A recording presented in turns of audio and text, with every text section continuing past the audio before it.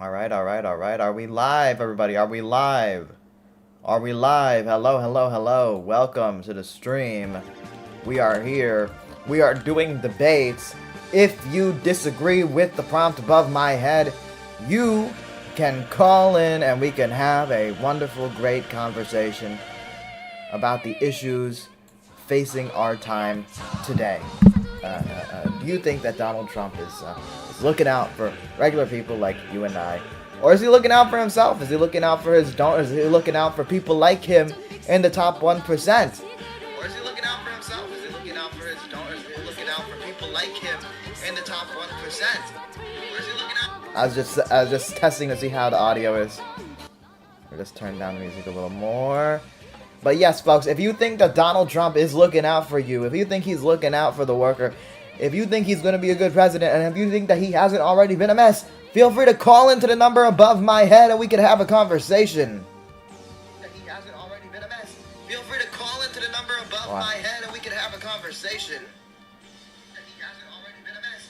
Feel free to call into the number. I'm like listening to my stream. I'm testing how. I'm testing. Already been a mess. Feel free to call into the number above my head and we can have a conversation.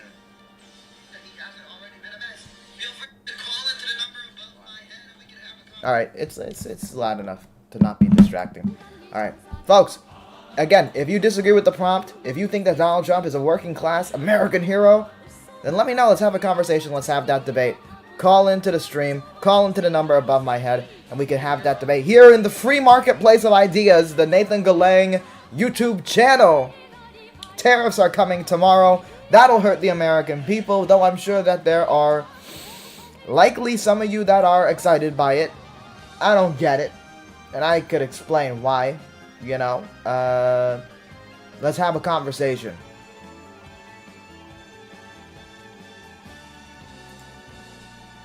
Folks, if you think that Donald Trump is looking out for the American people, I disagree with you very strongly, frankly. And we can have that conversation, because it's a conversation that must be had. The state of this country, you know?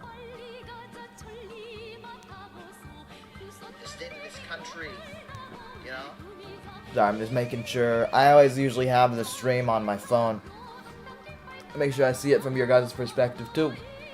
Of course, I see the OBS screen and I see the screen on the sort of the live streaming menu, and I'm able to cast some judgment. But folks, if you think that Donald Trump is looking out for you, if you think he's looking out for the regular American worker, a member of the working class, tell me why, show me why, and let's have a conversation. Let's have that debate. The music. Change the music. Uh-oh, that next song is copyrighted, so we're not gonna do that. We're not gonna do that. Not right off the bat, bro. Not right off the bat, my dude. Hold up. Hold up. Hold up. Hold up. Hold up. What's something that's like sort of energetic? Get the vibes up. Folks, if you think that Donald Trump is looking out for you, feel free to call into the number. Feel free to ask your questions in the chat. Let's have that debate. Let's have those conversations here in the Marketplace of Ideas, the Nathan Galang YouTube channel. 305-209. Is that a 9 there? Yeah, 209-5560. Let's have that debate. Let's have that conversation. Many don't want to have that conversation. It's a tough conversation for a lot of people, but it needs to be done. It needs to be done, folks. It needs to happen. And ultimately, you know, whenever I do these streams, there are certainly people that will disagree, and that disagreement is welcome. The disagreement is part of the content. And we have that conversation, we have that debate, and it's a necessary thing to have in this country. Part of democracy is to have tough conversations. Folks, if you think that Donald Trump is looking out for you, I would like to understand why, because I humbly disagree. There's 13 people here. The 13 people here just agree. If you agree, I mean, that's good. I welcome the agreement. But if you're among the 13 people watching right now and you disagree, let's have that conversation. Call in, ask some questions in the chat, say hello, whatever it might be. If you agree with my perspective and you do want to support me, you can use the Fortnite code above my head. You can become a channel member, which would be a monthly donation to the channel, which It's real important stuff. It's really important stuff. Let's make a career out of this, folks. Doing commentary. Listen, there's a lot of people in political commentary that, frankly, are no good. They lie a lot. They are propagandists in the most shameless sense of the word. So why not support someone that is actively telling the truth about the powerful? Folks, if you disagree with me and you think that Donald Trump is looking out for the regular American worker, there is a phone number for you to call in, 305-209-5560, and we can have that debate. We can have that conversation here in the marketplace of ideas. Though I do get the sense that a lot of MAGA does not want to have those tough conversations because there's a lot of stuff that's happening and a lot of stuff that's real hard to defend. I'm not gonna lie. I'm looking from their perspective. There's a lot of hard stuff to defend. But folks, if you're not MAGA and you want to support actual independent media, then leave a like, subscribe, become a member. It's very appreciated. And even if you are MAGA, you can still become a member. You can still like, you can still subscribe, and hopefully you learn something new.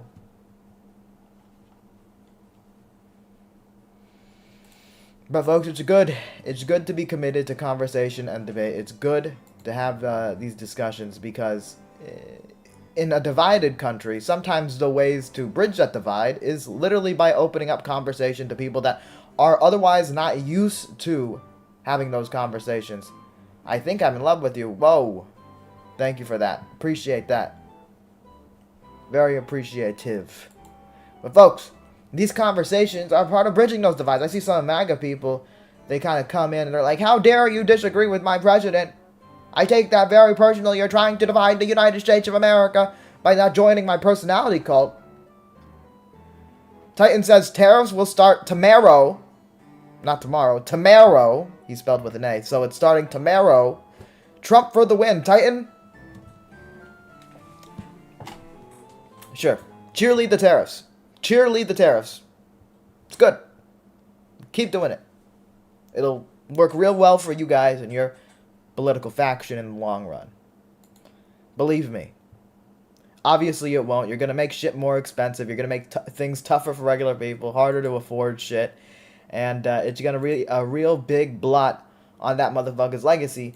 And it's the motherfucker you support. And ultimately, you're cheering taxes was his career getting hurt. Atlas 1, thank you for the $5. He says, keep it up. TheNathanGalang. Thank you. Very much appreciated. I very appreciate that. Hold on, let me leave a like. I can leave likes. Titan says 25 on Mexico, 25 on Canada, 10% on China. Brother, that is practically half of all trade coming into the United States. If you don't understand how that's going to make your life tougher, then there's no real help in you. Also, I love that Trump supporters say two different things. They either say that these tariffs are simply negotiation tools. They're not going to last forever. Or they say tariffs are wonderful and they're great for the economy and we can actually replace all of income tax with tariffs. Johnson says, begging for money now. You've reached a real new low. John, I don't know if you realize this, but YouTubers get donations, and when someone donates to you, it's a nice thing to say, thank you. But I don't expect MAGA to understand the basics of social skills. Frankly, I know autistic people that understand socialization a lot better than you guys. Alright, USA is 26% of global consumption. Japan is next at 8%. Wake up, dumb dumb. So, yeah, the United States is 26% of global consumption. We are also a major exporter. We export a lot of things. So, when Donald Trump did his limited tariffs in comparison to what he wants to do now on certain Chinese goods in his first term, they put tariffs on our farmers. As a result, we had to do a $19 billion bailout for the farmers. Now, I don't mind the bailout, but ideally, you don't go in a trade war that requires you to bail people out. It's kind of a big expense to do. This person says, if you don't sell to the United States, you lose 26% of the market. Dialogue equals progress. It's not countries that decide, it's companies that decide, and many of them will still sell in the United States. They will just sell at higher prices. The cost goes on to the consumer, not the nations we're having trade wars with. Atlas says, I did it because I like the content, so I gave him my own hard-earned dollar, something you red pill Republicans would not understand because you probably haven't worked a full day in your life. True! Dialogue says, yes, who wins? USA companies. USA companies may make, well, they're trying to kind of keep the profit margins the same. I can't imagine that it will keep the profit margins the same, because what you will most likely see is less sales if things are made more expensive, and it will ultimately be, I understand you're looking out for the corporations, which is very in line with the MAGA worldview, but you're not looking out for the consumers because the consumers are going to get more expensive products. You, my friend, are a consumer, so it's on you. So, congratulations, you voted for more expensive shit. Now, Donald Trump ran on lowering prices. Donald Trump ran on bringing the price of eggs down. The price of eggs are going to go up. The price of many goods are going to go up. If 40 or something % of all the imports coming into the United States are coming from Canada, Mexico, and China, we don't have the infrastructure set up to suddenly deal with those tariffs, and then everything's going to maintain the same price. Or somehow things are going to go down. It's the opposite effect. It's basic economics. This person says, you want cheap stuff on the back of children and slave labor. Brother, you must be new here.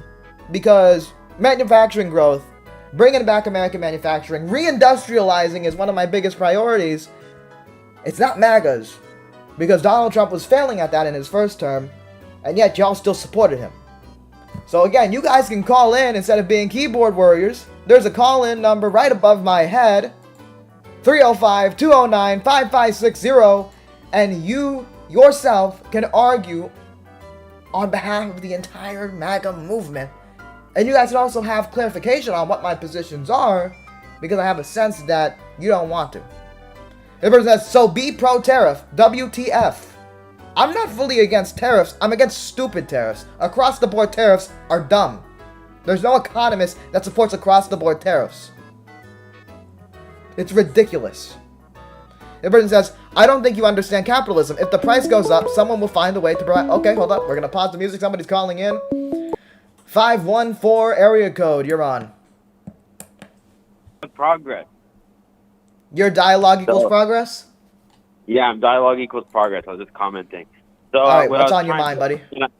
I can't talk too long because actually I got someone's about to pick me up here. But basically, what I was trying to say is, so like you acknowledge that like the USA it makes up 1/4 of all of global consumption, and like sure. The next runner-up is Japan at 8%. So that's this huge no amount doubt of that we take up a lot of global consumption. No doubt. Yeah. So basically, like, but I don't understand how that refutes the point that yes, so products will be made more expensive if it's coming into this country and there's a tariff on it. It's basic economics. Hold on, that it'll be put onto the consumer. I was talking. Let me finish the point. What I'm saying is, but your point doesn't refute my point. Look, like for example, H&M okay. makes their clothes cheap. Makes their clothes cheap because they use textile. I understand that.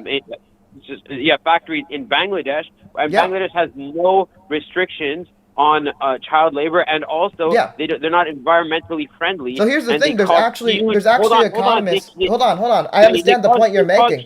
I understand the point you're making. I understand it.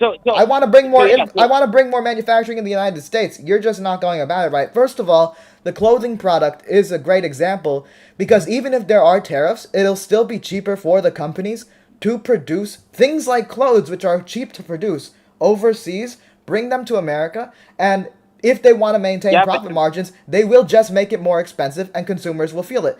With certain products, hold on. There are certain products where you can aim to build it in America and you can actually put tariffs in place to make it that, okay, it is more expensive to do the process overseas than building in America. But those are targeted and specific tariffs. Cheap goods like clothing and even slightly more expensive things like vacuum cleaners or whatever will still be cheaper for these companies to produce overseas. They will just make their profits or their cost more expensive. So, I agree with you, though, on principle that we should have more manufacturing in America. This is just not the way to go about it. Yeah, because it's my belief that if there is, as long as more incentive is created to build in America, America is a technological leader. like in terms of the design. And so I believe that if there's the incentive, then companies. So do you will believe be that there's getting- other ways to create incentive to do things, like, for example, build in America, that isn't going to do across-the-board tariffs, which no economist recommends, which every economist says will raise prices on the American people? Yeah, but that's an appeal to authority. I'm explaining No, to that's you not that an appeal to authority. Hold on, wait. I understand, like, people like to use the fallacy terms. I'm asking No, you. I'm not. I'm asking you, like, is there not other methods to bringing jobs back, to doing manufacturing, investing in manufacturing, that isn't going to make costs go up in the United States? It will temporarily increase costs, but in the long run, But it will is there drop other taxes. methods, though? Is there other methods that don't increase cost? I'm asking you to get None creative here. None that are as fast. Okay, well, here's the thing. Under Donald Trump, we lost 200,000 manufacturing jobs. Under Donald Trump, and you're going to bring up COVID, before COVID came, manufacturing construction, meaning not manufacturing, not investing in a company on the stock market, but investments into literal shovels on the ground, stagnated and went down in Donald Trump's first 2 years. And as a result, we saw the jobs also follow suit. Under, you're going to say COVID. Under, No, I'm asking here. you. I'm asking you the question. Yeah, because Donald Trump's policies incentivized outsourcing. Donald Trump said, what policies? hold on. Donald Trump said that he would get rid of the bad trade deals. You know what NAFTA is? Yes. You know what TPP is? Yes, I'm against both of those things. So Donald Trump claimed to be against those things. So he shot down TPP. Good, congratulations. Yeah. But then, when he then does the USMCA, he is doing essentially just NAFTA with provisions from the TPP. He sourced the TPP for his trade deal, and ultimately his trade deal did nothing to actually stop outsourcing or increase manufacturing. In fact, all he did was deregulate. All he did was make a more business do whatever you want environment. So yes, outsourcing continued under him. The jobs numbers under Biden, specifically in manufacturing, 800,000 new manufacturing jobs under Joe Biden. Historic high public and private investments into manufacturing. Hold on. This is my stream, so I'm explaining to you, so you got to listen and learn. You got to listen and learn, brother. So, this is the thing. Hold on. This is a basic concept. This is a basic question. I asked you specifically earlier, and you couldn't really answer it. You said, there's no way we can do investing in manufacturing or increasing manufacturing in the United States without doing across-the-board tariffs, which are going to cause pain to the American people. I disagree, because under Joe Biden, there has been historic high public and private investments into manufacturing, the highest since World War II, and we've seen 800,000 new manufacturing jobs. So that's a good thing. And there's ways we increase manufacturing, and there's ways we use tariffs without destroying the American economy or hurting the American consumer. Do you disagree with that notion? It's only going to benefit the American economy, and you'll see. The American economy is going to massively benefit. Okay, but I'm asking you specifically about what I just said. I explained to you that we have already been doing targeted tariffs. We already been doing public investments into manufacturing, and we already saw an increase in private investments into manufacturing, specifically manufacturing construction, so building the new factories, and 800,000 new manufacturing jobs. Why are you saying that we need to do across the board tariffs in order to do the thing that we're already doing without across the board tariffs? I never said across the board. Brother, you are supporting across the board tariffs with Donald Trump. I do not support across the board tariffs. Okay, so you don't support Donald Trump's policy, just to be clear. You think Donald Trump's policy is stupid. He's not saying across the board. It's selective. No. He's saying across the board, all goods coming in from India? No, that's not what across the board means. Across the board means all the goods across the board from China, from Mexico, from Canada, nearly half of all trade coming into the United States. So that's what across the board means. So Joe Biden and Donald Trump, Joe Biden and Donald Trump in the past did not put across the board tariffs on any other countries. They did targeted specific tariffs, which are tariffs that I support. But Donald Trump right now, today, even though you said across-the-board tariffs are bad, is supporting across-the-board tariffs of all goods coming in from these listed countries. It's not across the board if it's... It is literally across the board. It is quite literally, that's what it means. I don't know if you understand. Yes, across the board means the goods. It's not talking about the country. You're using inflammatory language. Hold on. Here. No. All right, run away. Just to be clear, when people say across the board, they're talking about the goods. In every single serious conversation about this shit, they're talking about the goods. This guy says, no, targeted just means targeted countries. Motherfucker, if you want to come here and talk, understand this shit that you support. Understand the shit that you support. Call in to the people that disagree. I see some people saying, liar, liar, liar. You're spelling liar wrong. It's spelled L-I-A-R. Okay, you corrected yourself. Good job. But folks, if you disagree, don't be keyboard warriors. Let's have a conversation. Let's have a debate. Ellison, I'm telling you, that is not what people are talking about when they start talking about across-the-board tariffs. I understand you want to debate semantics or whatever, but that's not what people are talking about. Either way, we can move away from semantics. Do you support tariffs on all goods coming in from specific countries? Particularly China, Mexico, and Canada, nearly half of all our imports. Do you support tariffs on all the goods coming in from those countries? I would say that means across-the-board tariffs. You would say, no, that's not what it means. Okay, but do you support the policy? And if you don't support the policy, if you think that's a bad policy, then why are you supporting the guy? Okay, you support the policy. So yes, you support across-the-board tariffs, even though you don't want to use the term across the board. I think what you support is dumb. Okay? It's dumb because it's going to raise prices on people. You could do targeted tariffs on specific goods to prevent them from flooding into the market, whatever it might be. So let's say Chinese electric vehicles. And you could get support from the auto industry bosses and the auto industry workers. That's actually a policy Joe Biden did, right? You can do specific targeted tariffs. Again, Trump did it in his first term. Targeted tariffs on specific goods, not on all products from an entire country. But hey, if you guys want a trade war, then you guys got to deal with the consequences of the trade war. And I don't know if you're ready for that.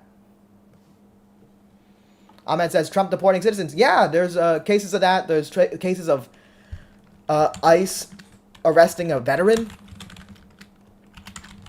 which is crazy. But making companies pay more in taxes does not increase the price of things. Brother, again, this guy brought up the example of H&M. He says they make their cheap clothes in other countries and they come to America to sell it, okay? So they will continue to make their clothes outside the countries if it is still more cheap and affordable for them, if it's beneficial to their bottom line. And they're going to bring it to America. There is going to be some additional cost as a result of the tariffs, about, what, like 20% or so, 10%, depending on what country we're talking about. And then, at that point, they're just going to put 20% extra into the cost of the good, into what you buy. So yes, companies will put the cost on to consumers. It's basic economics. One of the main purposes of tariffs is to literally prevent goods from entering the United States. Is to prevent it from flooding into the market. Is to make it a less desirable product by making it more expensive. So yes, if one of the purposes of tariffs is quite literally to make things more expensive, this action will increase the cost of things.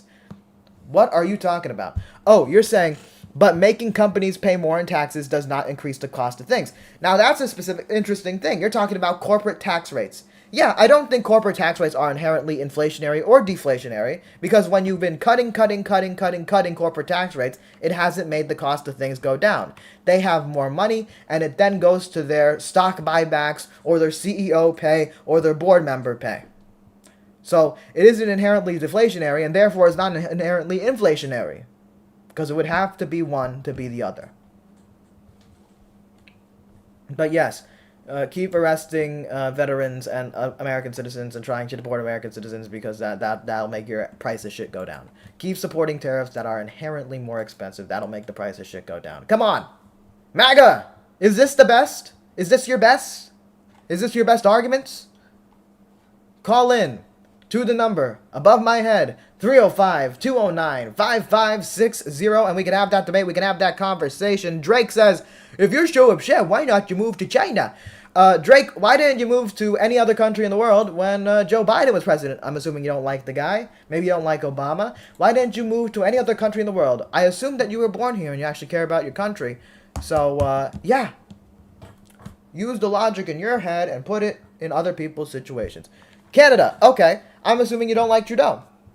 I'm assuming there must be a politician you don't like. And if there's a politician you don't like, why don't you move away? Ellison says, printing and spending more money is what make things more expensive. So Donald Trump increased federal spending every single year of his presidency. Do you think he's not going to do that this term based on his record that already exists? You think maybe he'll cut some military spending of our already bloated military budget? No, he's not going to do that. Don't fucking kid yourself, dog. He's going to cut revenues, increase spending, just like he did every single year of his first term. Adder says, yes, I support him threatening using tariffs, price drops making energy cheaper. You're going to make energy more expensive. If we import oil to make into gasoline, we do produce some, but we still import some. And you make those imports more expensive by putting a tariff, that cost will go on to you. It's basic econ shit. Come on. Hate to break this to you, Trump is an old school Democrat. Ellison, I encourage you to call in, because I don't think you know shit about history. If you think that Donald Trump represents anything, the old school Democratic Party stood for. Okay? It's ridiculous. Don't be ridiculous. And if you want to be ridiculous, call in. Douglas says, if you don't like Trump, why don't you move away? If you didn't like Biden, why didn't you move away? If you're in another country and you don't like a politician, why don't you move away? Answer the question yourself. Use the big, beautiful brain that you have in your head, Douglas Lopshire. But folks, if you're MAGA and you disagree with my point, if you think that Donald Trump is a working class hero and he's looking out for the American people and his policies are actually good, I disagree with you. But let's have that conversation, let's have that debate, and call in. Ellison, if your definition of old school is the 90s, again, you have a very limited perspective of history. Bill Clinton represented a right-wing shift for the Democratic Party from the New Deal economics that dominated the party throughout the mid-20th century. All right? You don't know history. But maybe you could be educated on history if you call in. There's a phone number right above my head, 305-209-5560. Ader says, no tariffs on oil. Open the pipeline. So, again, you're referring to the Keystone Pipeline. That's what a lot of MAGA people bring up. That is oil from where? Where is the oil sourced? Dan says, I'm anti-Trump and I'm anti-left. Well, good for you. I don't know exactly what your politics are, but feel free to call in. Douglas says, you can't answer your own question? I don't know what you're referring to. What was my question? Adder says, Canada. Yep. Yeah. We need more pipelines. We need oil from Canada. That's the Trump philosophy. Also, with specifically the Keystone Pipeline, where was the Keystone Pipeline being built and what was the purpose of the Keystone Pipeline? It was going to be built to Texas to be shipped out in the Gulf of Mexico. Yeah, okay, says, hey, bro, I'm good to see you and hope you're doing all well. You're doing good on this Friday night. Absolutely. Chris Carr says, thank you. I hope you're doing well. Chris Carr says, you did the same amount of viewers as Kamala did supporters. I think Kamala got some millions. I have like 71 concurrent viewers, which is actually pretty decent for a live stream. This person here says, the 1800 tariffs were taxes on imported goods were a major source of revenue from the U.S. government. Tariffs will be used to protect domestic industry and protect foreign competition. Oblivious from Texas. Your name matches up because you're a little oblivious to the policy. But if you actually want to have a conversation, you can call in and we can have that debate. But again, it's you have a very limited understanding of this. I would like to see how these tariffs are going to fund our government. Because at most you're going to get $300 million or $300 billion from it. That is nowhere near the money that we need to fund our government, okay? Edward says, yeah, I get shipped out because that's the trade deal. It also stays here. It doesn't stay here. If you build a pipeline to the exit of the door, it's not going to stay in the building, okay? But says, hey, Trump supporters in the comments, please list something good that he's gonna do for you and your family. Yes. Douglas says, if you don't like the president, then move out of the country. That was your question. What that was my question? That was your question, brother. 484 area code, you're on. Hey man, how's it going? I'm good, brother. I'm good. What's on your mind? Well, the topic is Trump's presidency, right? Yeah. No good. No good? Why do you think so? Yeah, it's going to make costs more expensive for people. His tax plan is going to increase taxes on 95% of Americans, only cutting taxes for the top 5%. The tariffs are going to come in tomorrow. They are inherently inflationary. He ran on lowering prices. He's not going to be able to do that. Making costs more expensive. Pretty bad moves. Also, I don't think it's necessarily going to bring a boost to manufacturing, as U.S. companies will also be hurt by an ensuing trade war if we are responded to in a similar manner to how we're treating other nations. Yeah, I mean, I was having a similar conversation about the tariffs, and the whole plan is like, oh, we need to encourage manufacturing here in the States, but it's like, U.S. companies are always going to find a way to basically get the cheapest labor and the cheapest products, and that's almost always going to be by outsourcing it somewhere or another. I don't think it's necessarily going to create a huge wave of U.S. based like growth. So are you would you call yourself like a Democrat? Yeah, in general, I'm a Democrat. I'd say I'm more on the progressive side, but like I was saying to the previous caller, I was saying that there are ways to grow domestic production without like crippling the economy, without putting like a bunch of new cost on the American people. And the way that Donald Trump wants to go about these tariffs is definitely not the direction, if that's the goal to build up the economy. So, yeah. Yeah, I think so we're in agreement a bit, right? yeah, I would say. So how do you feel about his border policy? I think his border policy doesn't fundamentally fix the illegal immigration issue, which is caused a massive part, by our broken immigration system that makes people who want to go through the legal process have to go through a million different hoops, potentially last decades in waiting. And if those root problems aren't fixed, illegal immigration will still happen. Ultimately, I think the way he's going about it with the mass deportations is messy.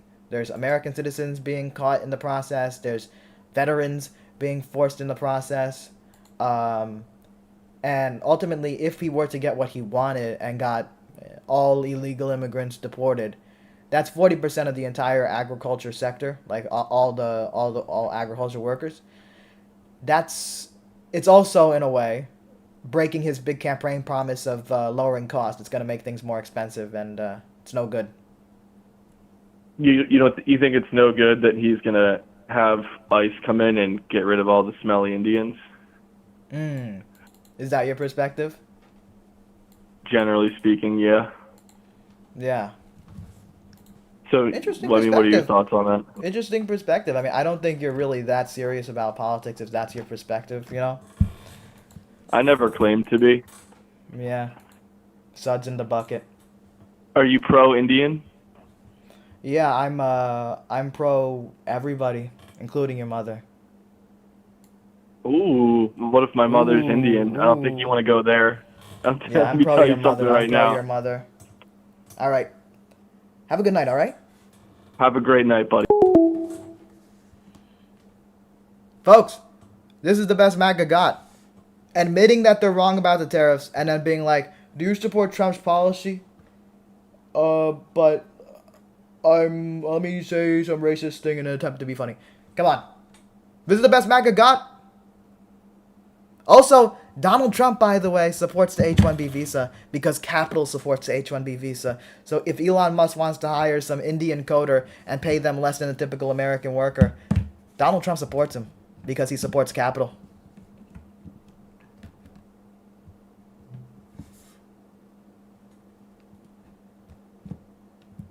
But folks, no talking points, no debates. Y'all have nothing. Y'all literally had somebody calling in trying to troll, and he disagreed with your point.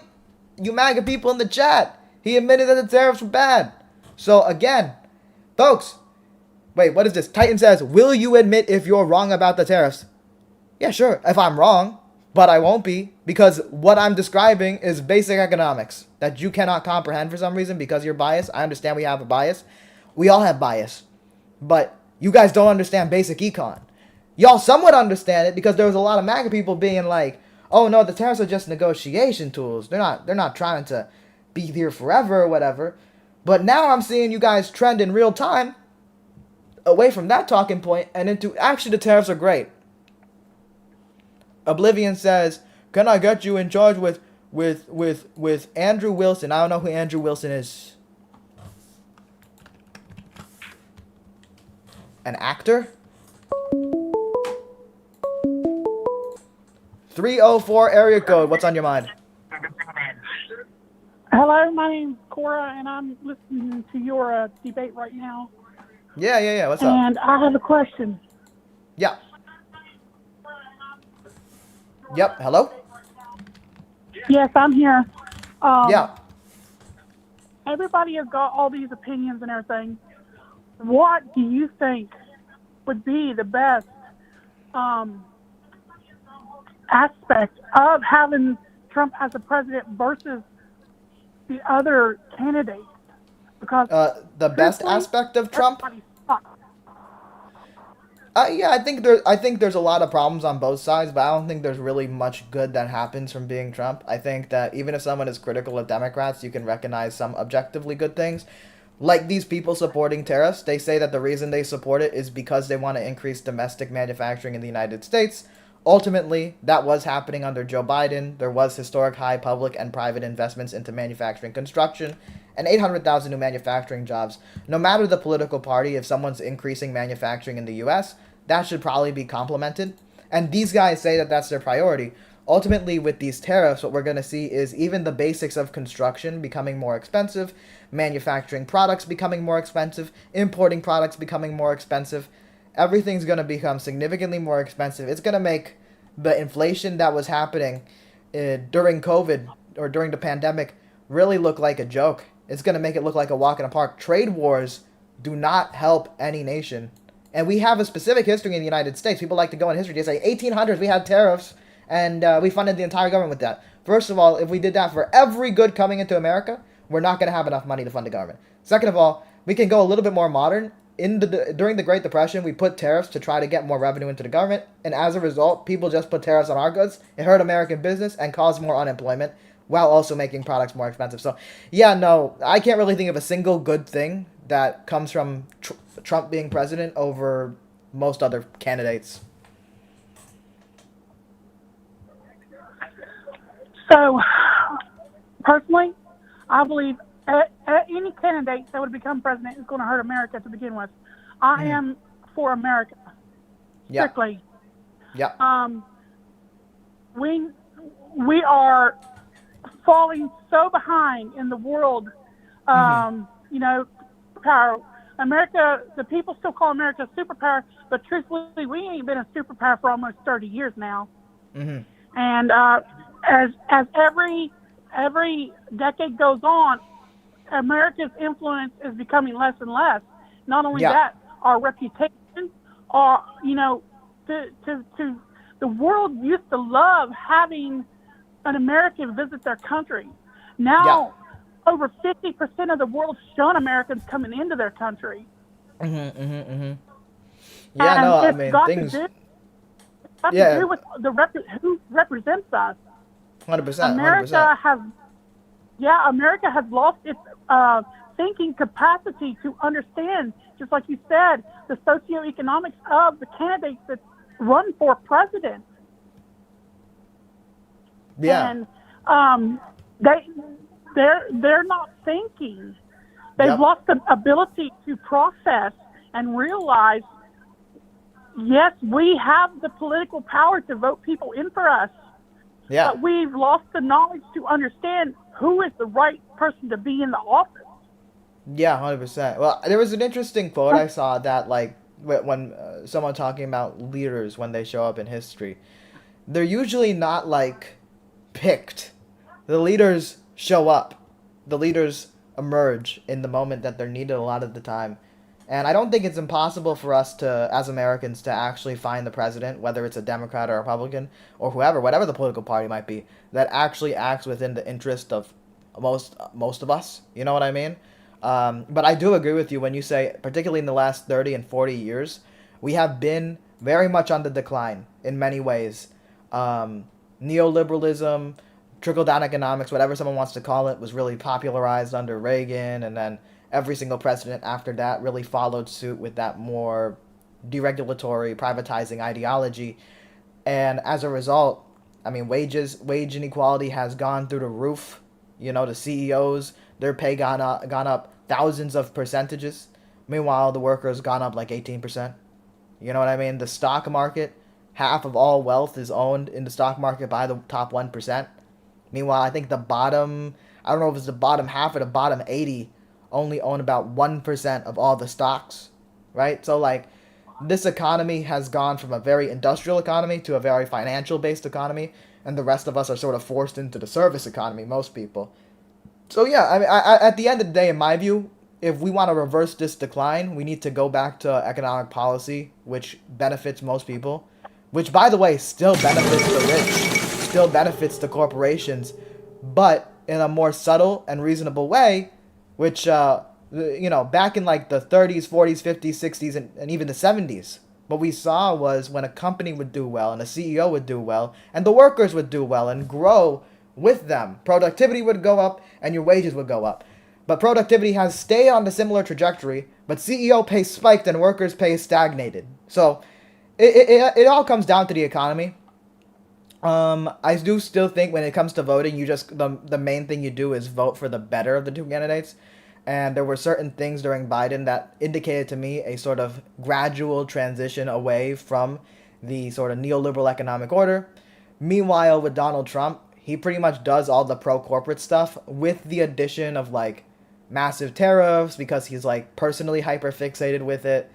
Even if it makes goods more expensive, you know, he was very willing to, like, for example, sacrifice the deficit and the debt in order to make a big tax cut. He increased spending anyway, so that made the deficit blow up. And yeah, this isn't just exclusively though, oh, Trump's bad, because Trump is one of many bad politicians. Just to be clear, what I would encourage people to do is if you have good ideas, get involved in the local level. Try to get those good ideas done in your city. And honestly, when it comes to developing a bench, when it comes to building talent, when it comes to making potential leaders for the future, it all starts in the local level, you know? Do you think this? This is what I think. This is only my opinion. Yeah. I'm 46 years old, and I have watched the decline in education. Mm-hmm. Over the last 30 years as well. America is very much behind in education. Yeah. Basic education. America is so far behind in the sciences, the mathematics, aerodynamics, and all of that.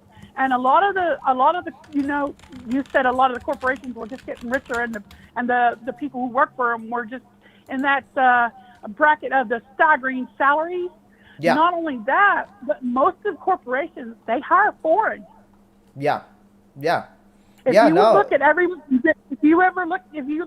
corporation, including Microsoft and all the major technology supplies out there, even Elon Musk, and he is the most, you know, American person that I can figure out, you know, giving all his patents and everything free enterprise, free information to people. Yeah. He's still a lot of his best people are foreign. Yeah. And yeah. That's just because the foreign people, they value their education more. And in the last 30 years, America has declined.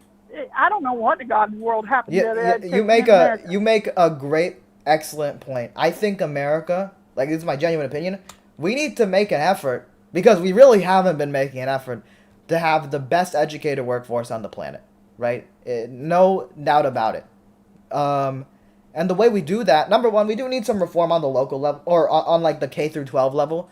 We need to not tie education to like property taxes, because that makes for massive inequality in terms of, if you're from a poor area, you will get poorer quality schools. If you're from a rich area, you will get the best schools. But that's no good. That's terrible. You know, we need to do in my opinion, a bit more federal spending into schools to make sure need is met, not just, the people with the most money is getting the best quality. Everybody needs good quality. And then in addition to that... Oh, sorry, go ahead. Yes. if America wants to become great again, education is going to have to be equal for everyone, because it's not going to happen if the education doesn't happen.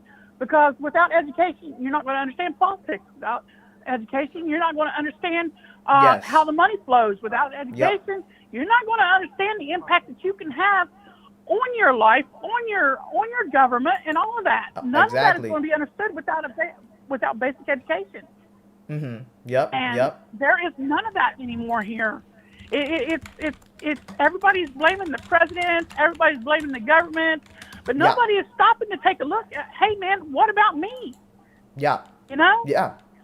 Yeah, definitely. They're always blaming somebody else, but they're not trying to figure out, why didn't I do this, or why didn't I do that? You see, what I think we need with politicians, we need politicians that seek out, that look in their community, and they're like, oh, this needs fixing. I'm going to do something about it, right? Too many politicians on literally every level of government are just comfortable with how things are. Whether we're talking about local politicians that are just like in city councils, and they're like, yeah, when they go to like the city council report, you go through the list of the people and they're like, yeah, nothing to report. No, there's something to report. You just haven't looked for it. Or even like the higher level politicians that want to focus on like whatever the big trending culture war is. You know, they want to like, I don't know, talk about trans people this, trans people that, but then they don't want to talk about, wait a minute, our kids are getting a worse education. And trans people, 1% of the population, is not out here deciding the education policy, right? In addition, another thing we need to do, they just announced like $500 billion for AI companies, which are owned by billionaires, which are already well-funded, which already are massive in the stock market, that are performing well financially. They announced $500 billion for them, but I've been told a million times by most MAGA people, a $60 billion investment to make 4-year public college and trade school tuition free, like we have K through 12 tuition free. I've been told that's too much. I don't see that as too much, because that's a massive investment, because college is different from K through 12, right? K through 12 gets you the basics. Everybody gets a pretty similar experience with K through 12, at least when it comes to the curriculum, but you're getting the same level of degree. But with college, you get specialized education in a specific field that you want to go to. If you're going to trade school, you're getting trade school knowledge, right? And you can become a plumber, you can become whatever it is you want. And that specialization is what, in my view, will bring the return on investment. But yes, we, like you said earlier, we do have a massive education problem. First of all, I saw someone in the chat earlier, I kind of lost the message, but they were like, why not teach reading, math, and science? Brother, we already do that, okay? We gotta look at how we're fucking doing it, because what we're doing isn't working. Because there's been research that I think majority of adults have like a 6th grade level of literacy. And that is honestly how you get situations like when like at the hearing today or yesterday with RFK and Bernie Sanders, where RFK was like, you took $1.5 million from the pharmaceutical industry, and Bernie was explaining, no brother, I take small dollar donors. This is the workers of those industries. Bernie is among the top of many industries because his campaign was small dollar donated funded compared to a lot of the other politicians who get their money from super PACs. So yes, he will be at the top of the industry, but that doesn't mean he's getting the CEO money. That doesn't mean he's getting the super PAC money. If we will just literally could be literate and read the website that they were getting this information off of, they'd understand that. But yes, we have a serious education problem. Hold on, I'm going to put someone on hold real quick. I'm going to put you on hold and pull you up next, okay? Okay. But yeah, 304 area code. I think we're mostly in agreement. There's a lot of work to be done, but I think, you know, as a society, we'll definitely get to it at some point. I hope so, because I don't know about the next, 4 to 8 years to 10 years from now, it's just not looking too good at all. Yeah, it's not looking too good, but honestly, look, if you look in the chat and you see these Trump supporters, and they're so confident, they're saying how amazing it is that the tariffs are coming and this, that, or the other, they're gonna mess up. And they're gonna mess up bad. And the question has to be whether or not the Democrats are going to drop the sort of Clintonite politics, the these like the legacy of Reagan impacting both Democrats and Republicans. Will Democrats transition back to a Democratic Party that makes sense, like we had in the mid 20th century when it came to economics? Or are we going to, in the moment where we can strike, put another sort of mid, unimpressive, uninspiring candidate in 2028? I think that we are making good steps. You know, when I look at the chair race and I see Ben Wickler and Ken Martin are the top of our potential 2 chairs, that's a pretty good sign to me. When I go to the Democratic Party events and I'm talking to people and I hear the urgency in a lot of the membership's voice that isn't really reflected in some of the top politicians' voice, I think the generation that's coming up, like, of many groups, you know, Gen Xers, Millennials, Gen Z, I think that this next generation is gonna, it has a better mindset than the previous one. That's for sure. But since we mostly agree, is there any final things you want to say before I move on to the next caller? No, thank you very much, and I enjoyed my conversation with you. And, Thank you. All right, bye-bye. Have a good day, all right? Real quick, Andrea Clark, I saw you say hello. I'm doing good. How are you? Welcome back. Unknown, you're on. Hello. Hello. Yeah, you're on. Hey. I hear myself a little bit in the background. Could you turn down the stream? Or, yeah. Yeah. Thank you. All right, what's on your mind? Well, I just wanted to say, you know, I'm a socialist myself, and Yeah. I'm kind of concerned about the way that this country's going. 100%. You know, under someone like Trump, we're going to have issues where public health care it's going to be nearly impossible to get. You know, we're not going to make any steps towards it. Disinformation, there's not a place where people can actually go to look for real info, you know? Yeah. Yep. There's people in this country who don't have the money to eat. They're living paycheck to paycheck. They can't even get a car, you know? Yep. And he's not going to care about these people. Yeah. People have guns who shouldn't have guns, just clearly, you know? Yeah. Yep. And you know for a fact that the rates of gun ownership by people who really shouldn't have them is going to skyrocket. Yep. Hold on, I'm going to put someone on hold real quick. I'm going to put you on hold. You're going to stay in the queue, and I'll pull you up next, all right? Awesome, thank you. Yep. All right, going back. Yeah, no, there's a lot of negative things that are coming, and they do have the majority. Though, honestly, they aren't using that majority super well. Donald Trump is making a lot of mistakes by acting, in my view, with a little bit too much hubris. You know, trying to freeze all federal spending, gonna do these these tariffs, which are gonna be felt by literally every consumer. You know, going after our 3 biggest trading partners, our 3 biggest importers, and the big three. The big three, yep. And honestly, in this moment, what opposition needs to do, whether it's more outside electoral politics or inside electoral politics, I think is, well, first of all, do what you can do.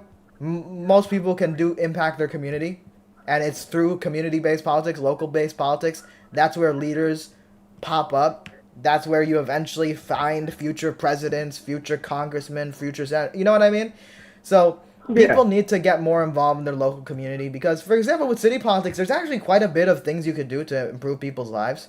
If you became like a city council member, for instance, right, and you're able to get your council to approve of a voluntary fund to clear medical debt, and maybe you make a campaign promise of my first paycheck I will dedicate to this fund. So you put $1,000 into the fund, and you do it through this organization, this nonprofit, Undo Medical Debt.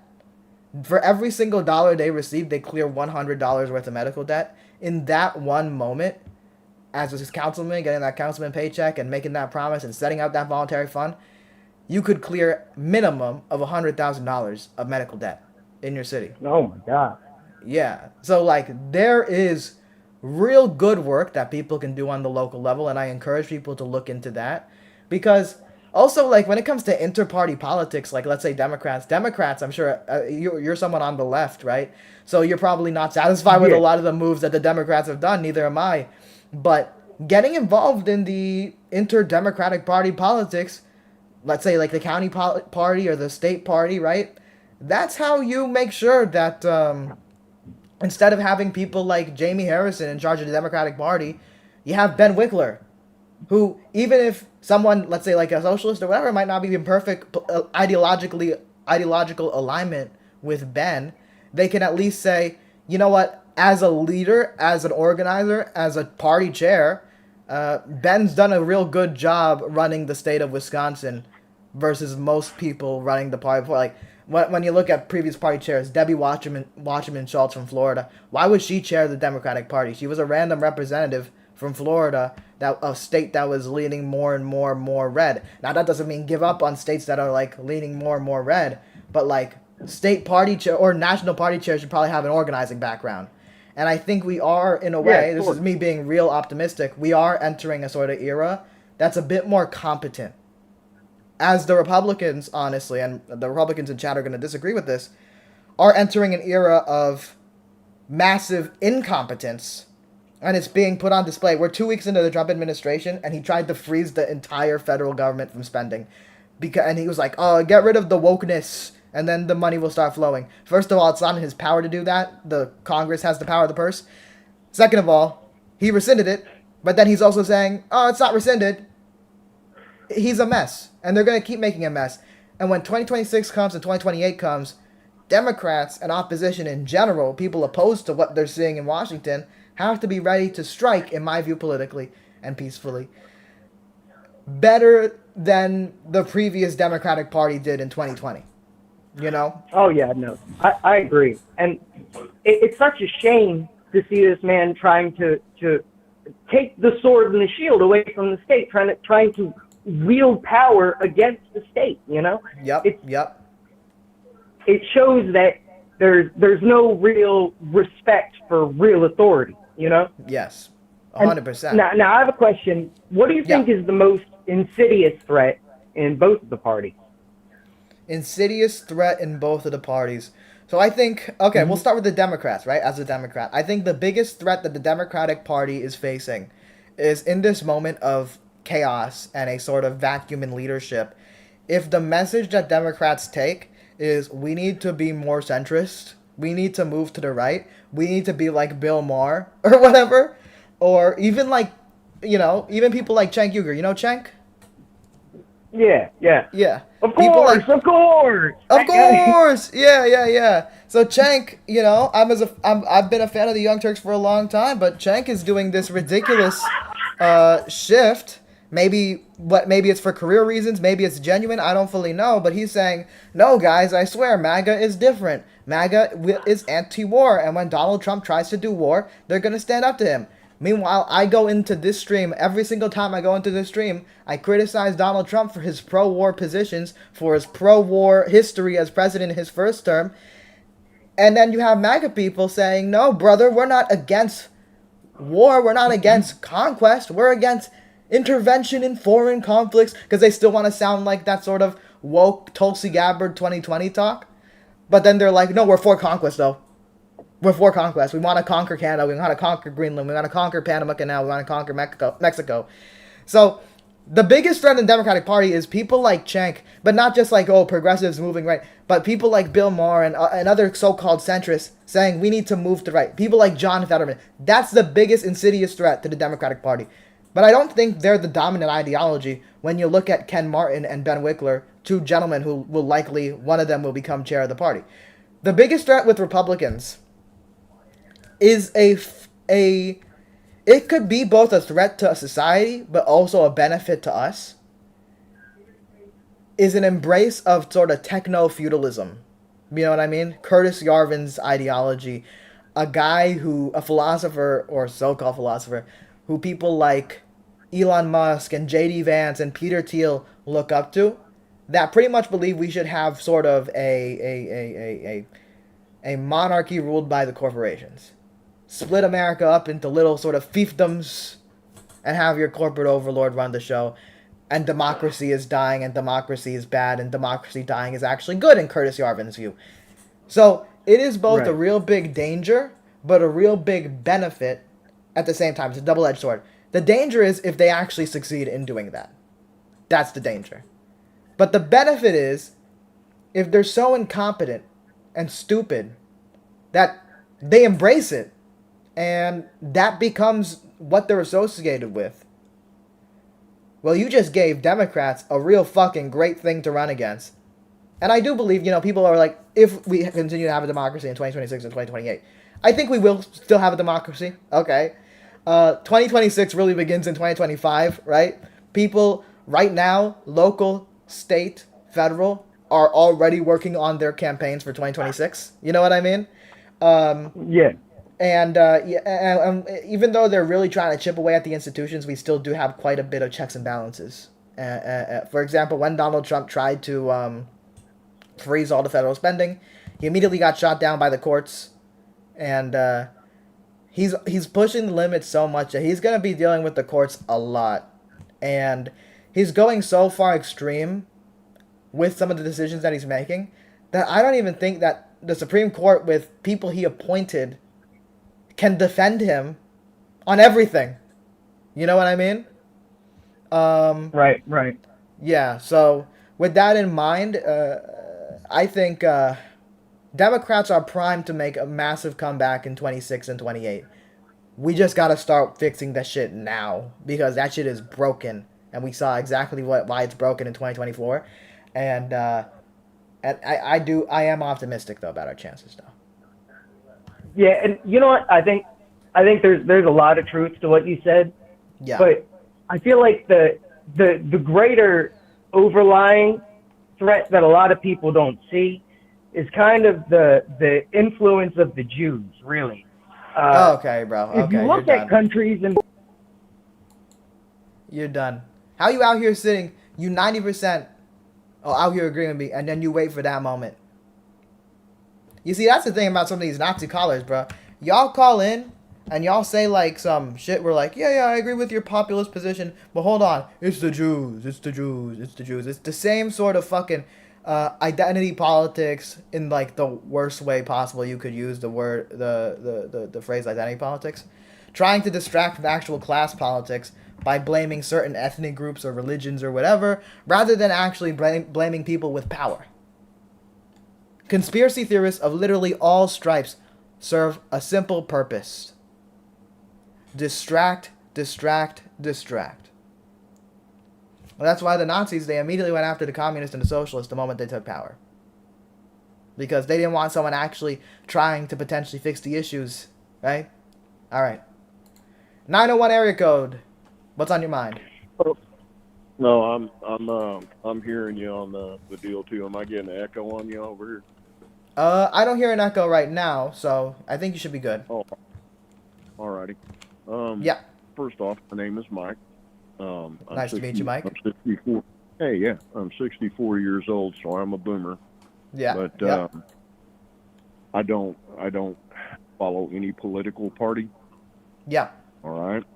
I'm highly educated. I have 3 degrees. Okay. All right.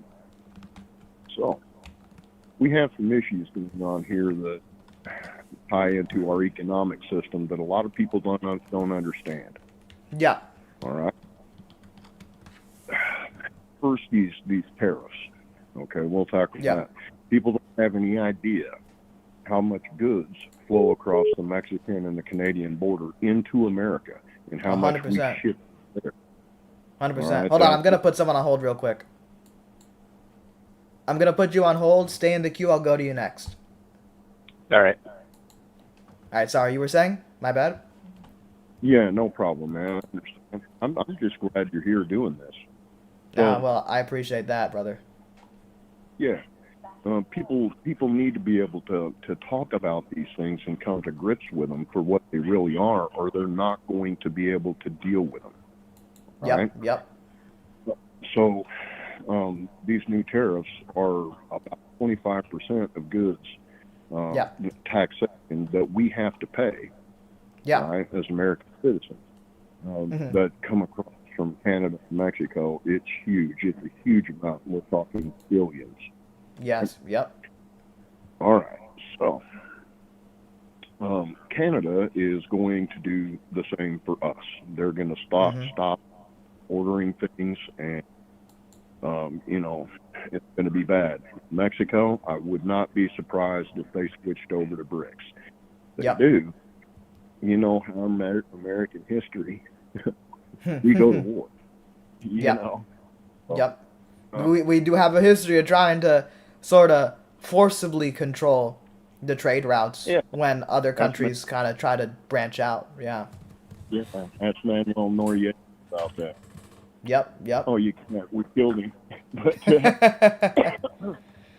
yeah, that's dark stuff. Yeah. If we're really going to look at the economic system, then we have to go back in time. Yeah. All right. We have to go back all the way when they instituted the central banking system. All right. Since then, our country has steadily moved into corporation support. And that's how we ended up, with the trickle-down method. And then they instituted Citizens United, which gave all these huge corporations massive amounts of, political clout because there's money involved. Yeah. Right? That's what these super PACs are. They're picking the people that we vote for. Yeah. Okay. Now, like you had said earlier, the corporation profit is steadily risen as, your average Joe on the street isn't. Yeah. The wealth gap is tremendous now, And especially when you calculate in the breakup of the nuclear family. When people can't pay, meet their bills, now parents have to work. Yeah, that's true. It's like people always desire we need to go back to when the father was the breadwinner and the mother watched the kids and this, that, or the other. If that was the situation for most people and the father was the only one working and the mother stayed home, a lot of them would then lose their house. So we have made it very tough to even just raise a family. Yeah, that's even in an apartment or anything like that. It's made it extremely difficult, and that has led to a high divorce rate. Yep. Right? Stress kills, Yes, it does. And that has another consequence, all right? And this is something you might want to look up and study a little bit. All right? The male population is stepping away right now. The which population? Male. The male population? Okay. Yep. Yeah. If you look at the statistics, all right, right now, males between the ages of 18 and 36 are choosing to be single at a huge staggering amount, all right, because they know they don't stand a chance in divorce court. They're gonna lose everything, especially if they have kids. They won't even get to see their kids after that. But men as our general makeup are problem solvers. It's what you're doing right now, trying to solve a problem. Right? So men are looking at this economy and they're going, this is totally stacked against me. Yeah. I can't get ahead, and relationships are totally stacked against me. Yeah. The fact of the matter is, if you check on the statistics of dating sites, you'll see that 80% of the women go after 4% of the men. Okay? So the whole dating scene that used to be so prevalent is not anymore.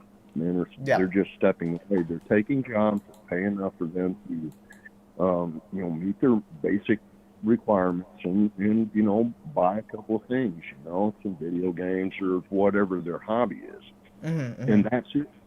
They're turning down promotion. Yeah, no, I mean, this is the thing, right? I think one of the ways we sort of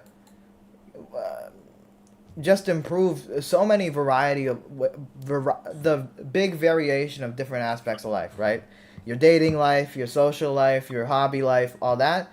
If we had a better sort of a way of wealth distribution, instead of doing trickle down, we maybe do the Keynesian approach like we did throughout the mid 20th century, which saw the middle class grow. It's only like in those moments when you actually could see growth to what you're doing and not be overworked as well. Because right now, what our economy incentivizes is being overworked and not seeing growth, being overworked and just surviving. If we can have people work at a normal level, at a decent level, and see growth, then I think more people would be willing to socialize with more people in person, get involved in their communities, get involved with their hobbies. That leads to people meeting. That leads to fulfilling relationships. But the more we sort of make this sort of toxic work culture, I mean, it's going to make every aspect of life worse for individuals. Well, you're talking about when we actually taxed billionaires. Before there were billionaires, there were just multimillionaires, corporations. You know, they paid a huge amount of tax, and now they don't. They don't pay tax. Yep, right? That's 100% agree. That burden is put on us. Yep. All right. Yep. And now they want to do the tariffs, and that's gonna be a whole new cost for people. And these people, it's funny in the comment or in the chat, a lot of them really don't understand. They're cheerleading the tariffs. They're so excited, but brother, it's coming for you. Is China just announced, right, that they're cutting the things that they buy from us down 14%. All right, that's $390 billion. That's 390. That's massive. 90 behind it. Yep. And let's say they did like, I don't know, 20 whatever percentage that Trump wants to do, 20, 30%.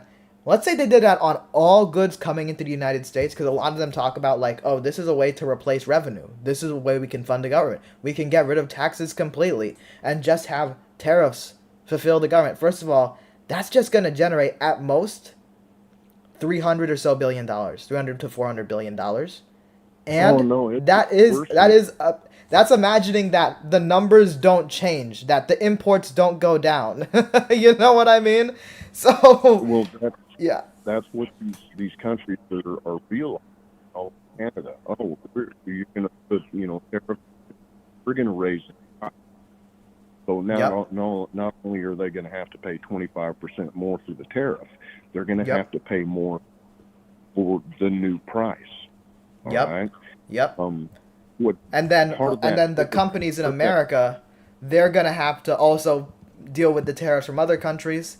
For every single country we put a tariff on, there's going to be a tit for tat where they pretty much respond to us equally. And it's just like the tariffs after, like when the Great Depression happened, they put in these tariffs to try to boost revenue, and that just put tariffs on us. That made these companies shut down, and that made a bunch of layoffs, What these people don't see, the ones that are in here,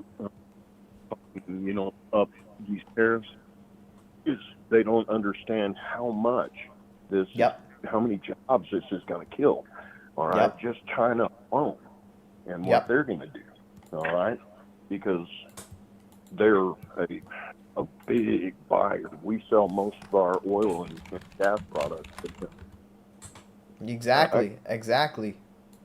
They're not buying it from us anymore. Yeah, and like, it's literally the more they do it, this is what's amazing to me, honestly. So they're like anti-China this, anti-China that. They want to make America not a laughing stock in the world or whatever.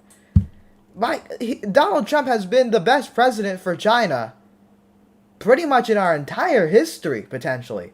Now, I'm not saying I want the Chinese to fail, because ultimately China has people too. I want people across the world to do well. But it's as if Donald Trump is coming into this situation and being like, I have sworn an oath to Mao Zedong that I am personally going to oversee the destruction of the United States of America. I am personally going to destroy the economy and make it so that every other country that we're going to be going to a fucking trade war with turns to the next biggest stable manufacturing economy in the world, China. It's insanity. Yeah. And they don't understand it. They think, oh no, Donald Trump's real tough on China. The Chinese literally have the perception that joke I just said, that is a joke that's common in China. That Trump's a Chinese spy. yeah, it is. Yep. No, the funny thing is that as part of their retaliatory measures, they're not going to be shipping in things like semiconductors. Yep. Okay, so all our chip manufacturers out here, how are they going to build what they need? They can't. They're not going to have the things they need. They're going to have to build entirely new industries to do that. That's exactly the thing that they don't understand. It's so interconnected. They're like, well, we're just going to build in America again. I'm with you. I want to build in America again. I do. I genuinely do. And we have been making steps. Again, whether they like Biden or not, I understand not liking him. I have my criticisms of him. But nonetheless, manufacturing jobs went up. Manufacturing investment into construction, like building the factories, went up massively. Like, whether people like a president or not, no matter if that was happening under Donald Trump, you would have to recognize that that's happening under Donald Trump, and you have to give credit for it. Frankly, if it was happening under Donald Trump, they would say he's the best president of all time. Donald Trump could shit in his hand and then spread it on the wall, and they would say he's the best president of all time. So it's kind of a low bar for them. Why? Yep. But they can't comprehend that these factories that say there's some factories built in America as a result of this. These factories need raw materials to build their shit. And that's also going to be tariffed. Yeah. And there's a whole other thing, like the goods that come up from Mexico. Most people don't know this. Almost every truck on the road built there. Yep. Okay. Yep. That means the price of new trucks is going to go up 25%. Mm-hmm. And they're already $160,000 a piece. Jeez. That is crazy. At tack off 25% on that.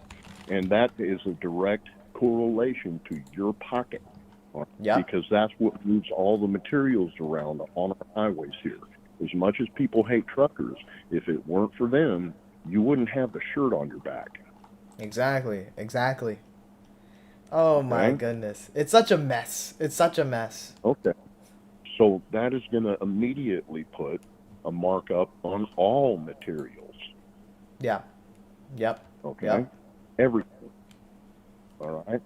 Now, by doing away and doing all these mass deportations. Yep. All right. Yeah, these, pardon my French, all these damn Grammy Mexicans. No. Yeah. I've worked in the trades. Yep. Right. These are highly skilled, highly intelligent, hard-working people that work for less than what you would do the job for. Yep. They're the manufacturers of our homes. They work in our restaurants, pick our food. Yep. You know, they are 40% of all agriculture workers are undocumented. They are an integral part of our system, and they paid in something like $60 billion in taxes last year. Yep. Yeah, people don't understand this. They pay it through like payroll tax and sales tax. They're like, oh, they don't pay anything and they get shit from it. They're not going to see Social Security because they're not citizens, but they pay into it. Nope. They do. They pay into Social Security and federal and state taxes every time they buy a gallon of gas or a loaf of bread. Or, you know, these people they literally help build this country. Yep.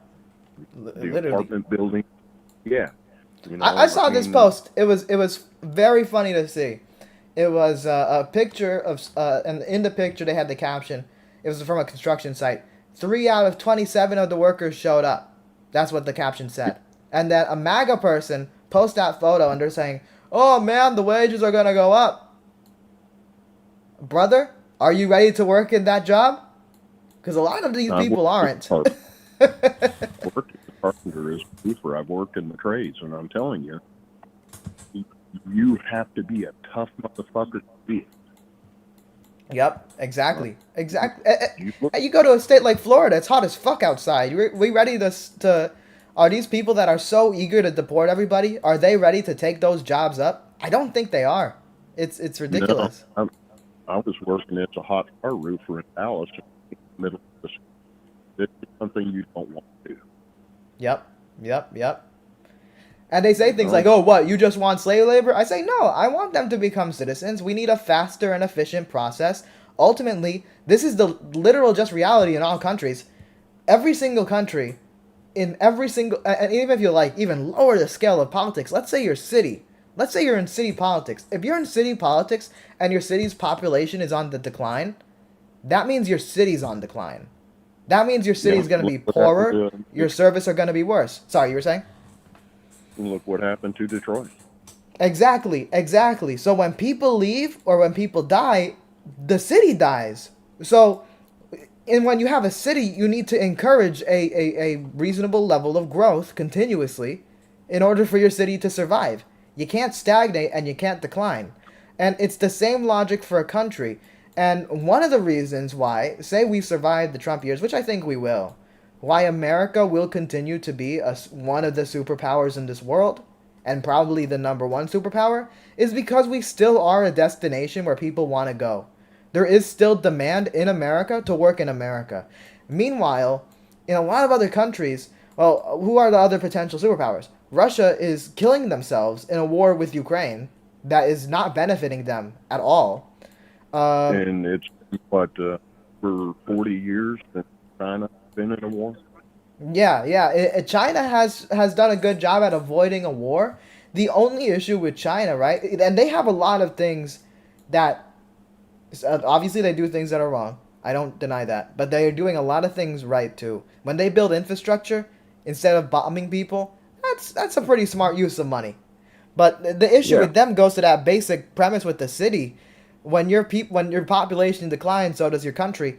They put themselves in the same problem that much of the developed world has, where much of the developed world has their population decreasing, and like Japan, like South Korea, and China just did it artificially. They sped up the process with the one-child policy, and they're going to have a situation where they're going to have that sort of mushroom shape on the age demographics chart, where there's going to be a much bigger group of older people and a smaller group of workers. So I think that's legitimately going to stop them from being like the superpower in the world. You know what I mean? Well, the next big impact is, and I've been trying to warn people about this for a long time. AI is here. And it's improving exponentially. All right? And now they have these things that they're called AI agents. All right? And these agents are specific tasks, and that is going to do away with millions of jobs here. Because they're going to replace secretaries, file clerks, librarians, and, I mean, millions of office workers. If they thought the outsourcing was bad when we deindustrialized as a country, they do not have a plan for when we start clearing the offices, clearing the white collar work, That's coming within the next 2 years. You're going to see a huge amount of people lose their jobs. Yep. And these AI companies, they're doing well, but then Donald Trump's like, $500 billion for AI. Let's speed up the automation process. Which is literally handing a machine gun to a killer, because they can do, if they remember, corporate focused. All right? And corporations only want one thing. And if you look at who owns these corporations in the stock markets, there's really basically only three. Vanguard and Rock and State Street. And that's So the same people all sit on those boards. They don't have to sit down and make a plan. They know what they want. Yeah. Yeah. Okay? They want to maximize profits. You know? And they want is exactly. And You if they can cut their staff by 95%, Yep. you don't think they'll do that? You see, I love this though. This is why I stream, because it's conversations like this that are so important to make people realize. Listen, you can do the culture war. You can be you can feel whatever you want to feel about every other race or every other sexual identity, but like these people are not the ones screwing you. Okay, it's No. the people that are getting the most money out of the stock market. It's the people that threw out the manufacturing jobs, and you have MAGA people in the chat. You have someone saying, deport, deport, deport. It's a beautiful thing. Automate the Browns away. Get Mo vacations. This guy wouldn't last 3 days in China, Mexico or China. First of all, I don't understand the point there. First, there's a lot of people that live in China and Mexico, and they're perfectly doing fine. They're not like the movies. They have running water. They have showers. China has been on the rise for a very long time, and Mexico is on the rise now. Claudia Sheinbaum is a wonderful president. Guys, you can deport whoever you want. You can say, automate the Browns away. You will not be spared from automation.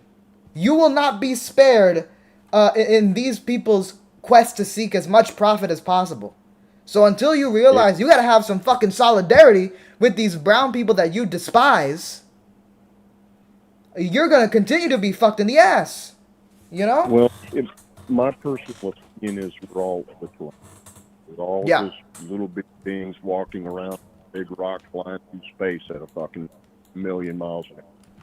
Yep. You know, and if we're not in all in this together, we're all gonna lose. Definitely. You know? And now, yeah, you so said go ahead. If Yeah, you look at what's happening in the robotics field right now, I don't care what job you have, you're replaceable in the next years. Yep. I don't care what. If you're a diesel mechanic, a plumber, electrician, you know, it doesn't matter what your job is. Mm-hmm. And these people are excited by it. They're very excited. Like the rich guys, they are like, no, this is the future. You won't have to work anymore. Okay, but what happens with the people who aren't working? I don't think that these like these fiscal conservative individuals are interested in establishing a UBI system, right? That's not even my priority. But like these people definitely are not. Yeah, universal basic income, you know, this is important. You know, exactly. But if you stop and think about it, right, and which a lot of people they don't have enough intellectual prowess to be able to think about these things. Yeah. All right. And when they do, they're straight up not. Like I said, I don't support either party. Neither one of us has been for us. Yeah. In the last 100 years. Mm-hmm. You know, neither one. They are not for us. I don't care. And Donald Trump is a natural manifestation of this process. Yep. Right? That's what I try to tell people, man. Like, you get rid of Trump, sure, but like, there's still other people like him. He's just the most like in your face, ridiculous about it. But like this sort of project to benefit exclusively the top 1%. That's been the plan. Now I think I'm a little bit more open to like the other sides of electoral politics. Like I agree with you that like, for example, Democrats, Republicans, there's corruption on both sides, but I still encourage people to get involved, particularly with the Democratic Party, in order to make the Democratic Party better, you know, because we need people to fight inside of it. Sorry, go ahead. If they were really for us, they wouldn't be doing insider trading in the stock market, would they? I agree. They would be more like Bernie Sanders. He's one of the only people that's sitting in a high-ranking public office that is actually for the people. Right? 100% agree with you. He just happens to belong to one party, but in every aspect, he's an independent. And you know, that's it's an important thing that we look at who's sitting in our office critically. Yep. Right? Definitely. And don't align yourself with a party. All right. Yep. Now, something that has really causing huge rift in the MAGA right now. All right. Yeah.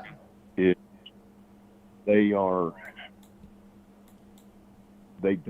don't want the power to go with the billionaires.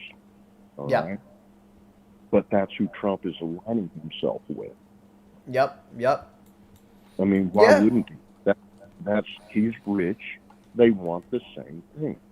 That's how he's always been too. They convinced himself that he's like this anti-establishment guy because aesthetically he's different. He's more crude or whatever. He's funnier. But like he had a first term. We can see what he did. His biggest accomplishment was massive tax cuts for the rich. You know. Gave tax cuts to the rich with us money. And he expanded on these tariffs. And the first round of tariffs, they hit soybean was one of the crop because we export a crap ton of soybean to China. Yeah. And they had to bail them out. They cut back as a retaliation. And when they did, they're not buying soybean from us. Real quick. I was just going to say, this has been a pleasant conversation. We've been going on for a while, but I forgot that I had someone in the queue. So I want to head to them soon. So I guess any final points you want to make? Just basically is everybody get past your politics and look for the truth in this. Don't believe the lies that are being told. All right? Definitely. Yeah, I say this with people, whatever it is. Like, for example, like I said, I'm involved in the Democratic Party. I'm willing to criticize Democratic politics to Democrats' faces. And what I do see is more... What I've been saying, particularly with the young people, when you look at Gen Z Dems or liberals or Gen Z Republicans, the young people tend to accept, as you mentioned, Bernie Sanders. When they talk about Bernie's positions, it's become the duh position. It's like, yeah, these are better policies. They're more economically sound. Of course we should have single-payer healthcare because people don't deserve to go bankrupt because they have cancer. People shouldn't be denied by private insurance. But on the Republican side, they've become sort of more radical in the, without being hyperbolic here, the Nazi direction. But they are a smaller group, and if that's the sort of message that they want to run with in the future, I can't imagine that's going to go well with them. So I appreciate your time, brother. It's a good conversation. I think it was insightful. And thank you for watching, man. I hope you subscribe. Yeah, I'm glad I came across your stream, bro. Thank you. I'm honored. Hey, have a good night. You too. Yep. All right, 571 area code. You've been waiting patiently. I forgot that I had someone in the queue. My bad. That's on me. No problem. Thanks for having me on. You can hear me okay? Yep, I can hear you good. Okay. My name is Dan Norton, and I've got a YouTube channel too. And do you mind if I mention what it is before we get into it? Yeah, sure. I'm just going to put something on hold real quick. Okay. I'm going to put you on hold, and then I'm going to pull you in after, all right? Okay, yeah, you were saying? Yeah, so I've got a YouTube channel. It's I promote Ayn Rand's ideas. So I typed in the chat before that I'm anti-Trump and anti-left, and you said you didn't know what my politics were. And so I can tell you now. I actually clicked your channel, and I've heard you on the Majority Report before. Oh, okay, cool. Yeah. So I guess for anyone who doesn't know my channel, I can just say it out if you're just listening. It's just my name, Dan Norton 1 on YouTube, and my last name is Norton. Yeah. And so I've debated Sam Cedar many times. A few months ago was the last time. Mm-hmm. But anyways, I like to go on shows like this and just talk with people and provide a different perspective.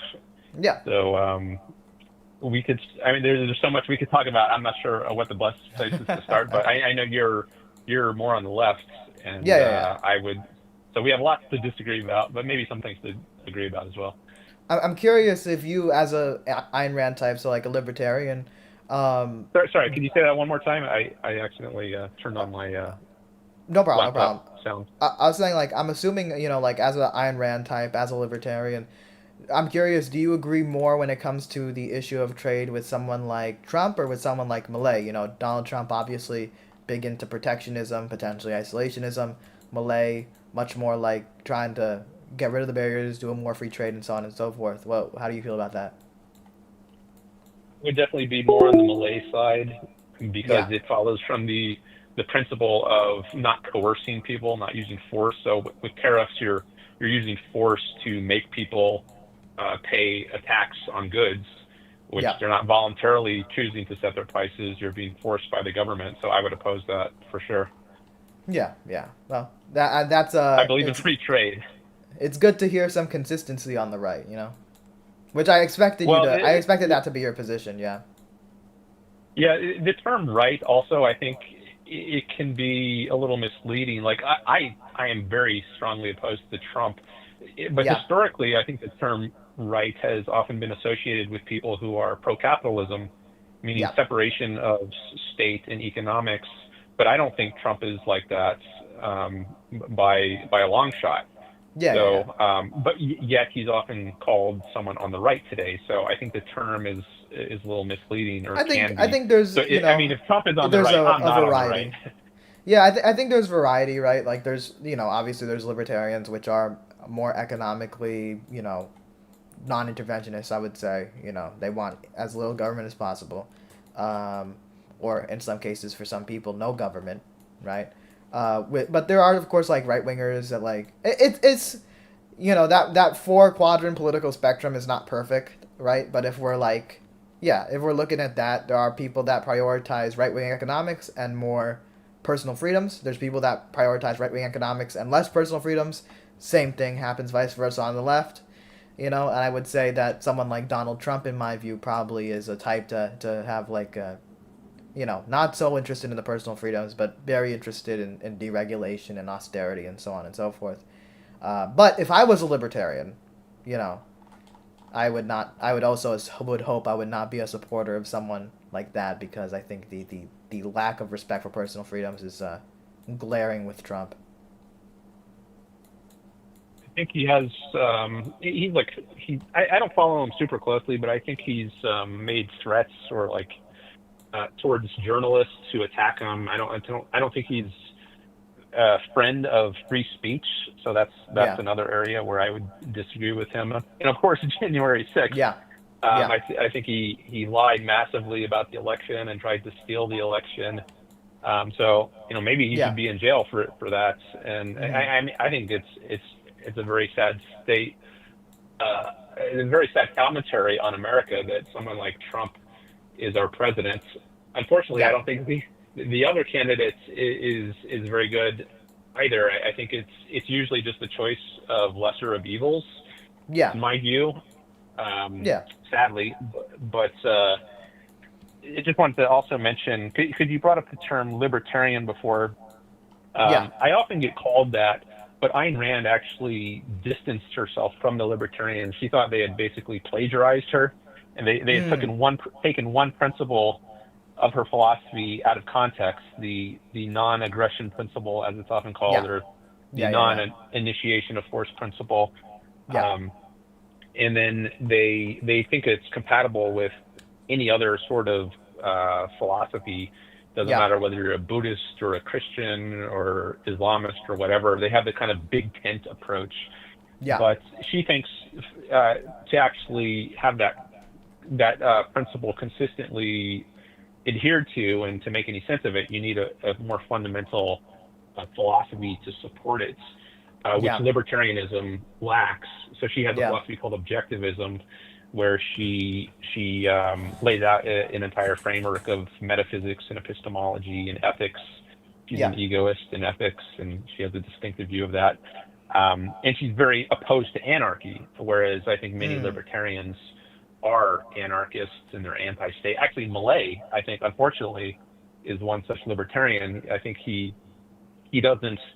I've heard that he doesn't, in practice, plan to get rid of the state, but he wants to get at least Yeah. a much He smaller state. he'll run But around as like Captain Antcamp, I think, and then he'll send like the like very heavily armed police against protesters, which tends to kind of happen to You see, when it comes to sort of, I'm using like libertarian as sort of the umbrella term because obviously there's variety with it, right? Like there's the paleo libertarians that I've seen on TikTok back in 2020. They kind of fell off. I haven't really heard much of them lately, but they were essentially like, it was so fun. I want to get into this because I'm curious about your perspective on this. With that is so I'm using libertarian as an umbrella term, right? But there's like groups. What do you think as someone that you describe yourself as an objectivist? It sounds like to me you're sort of like a more like you're like an Ayn Rand purist in a way. How do you feel about like back in the day? Well, I say back in the day, like 2020 was like a million years ago, but like it was like the political TikTok era is a different era, a lot more community based and so on. And I remember like the libertarian side of things. They went through different phases. They went from like calling themselves just MAGA to libertarian to minarchist to anarcho-capitalist, and then eventually I think the last thing that I saw before I became less engaged with them, or where they fell off, where they started calling themselves paleo libertarians, which kind of meant they believed in conservative social views and using it seems like using some sort of way of enforcement to ban things like porn or gay marriage or something like that, but then they still claim to be libertarian. What do you think of the variety of your group? You know, every group has variety, but libertarians have a pretty wild group of people. Yeah, well, I wouldn't say it's my group. I try to distance myself from them. But I don't follow them very closely, so I don't know all these subdivisions within them. But I do know, I've heard on the issue of foreign policy, I think for decades they've been very anti-American, and I think at least recently also anti-Israel. And I think that might just follow from their being anti-state or anti-government. So when you have one government, which is like at least, well, I would say the U.S. historically has been the best, at least in many respects, the best country ever. I think it's gotten worse over the last century or so with the growth of government, with the New Deal and I'm a big fan of that. Yeah, I'm sure you are. I'm sure you are. Yeah. But I think historically, back in the 19th century, after slavery, I think that was one of the big problems at the beginning. That was one of the inconsistencies with the founding documents of the country. You know, not everyone was given the right to liberty, life, liberty, and the pursuit of happiness. But to make the country more consistent with that, we fought this war. But in the late 19th century, I think that was probably the truest time to the original principles. That's when they were practiced more consistently. But I think there has been even improvement since then with things like gay rights. So would you say like the Gilded Age is kind of like I'm not trying to like put words in your mouth. Late 18th the century. So-called Gilded Age. I don't think that's a great term for it because it suggests there's like this veneer of goodness, but it's just a surface covering like these massive injustices. Yeah, I think the 19th century, the history of it is often distorted and smeared, and I think it's unfair that happens. But yeah, that is the period I'm talking about, late 19th century, when there was tons of progress, and you had immigrants coming from all over the world because they saw so much freedom and opportunity to make a better lives for themselves. And I wish immigrants today had that same kind of freedom and opportunity instead of it's so hard now to immigrate legally, and as a result, I think you get lots of illegal immigration. I don't think that's because they're bad people. I think it's because we have bad laws. I 100% agree with you there. I think the way that our immigration system is currently is almost the biggest reason why we have illegal immigration. We make it slow, we make it complex, we make it ridiculous and completely inefficient. And as a result, people will still respond to the demand for work. And to their personal need to, grow their income, support their families. And therefore, people will come here illegally, right? So if we just had an efficient system, you were referencing the late 1800s, where people were much more easier. It was much more easier for people to immigrate to this country, right? You come to Ellis Island, and you might be rejected if you're sick, but otherwise, boom, you're a fucking American, right? Now, I'm not saying we gotta go that simple. I think there should be some sort of background checks. But man, if we could do it in like 1 or 2 days or a week, let's fucking do that. You know what I mean? I have no problem with people being able to come into this country, work, and I don't know how you and Sam Cedars' relationships are. I remember your debates are pretty contentious, but Sam makes a point that I bring up often. I mean, 80% or so of undocumented workers have been here for over a decade. Those people have been building the economy, growing our food, and so on and so forth. They deserve to become an American citizen and be treated like other Americans, you know?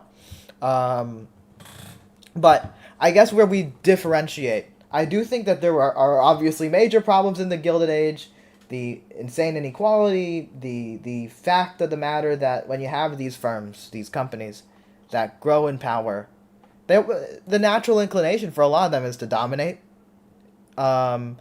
is to crush any potential opposition in the form of like unions, is to potentially, if they can, have a community which the company owns and people live in that community, go to work, go back to the company-owned housing, and essentially just work for a king in a way. But they're in the corporate world rather than the royal world. I think, but I'm not a socialist.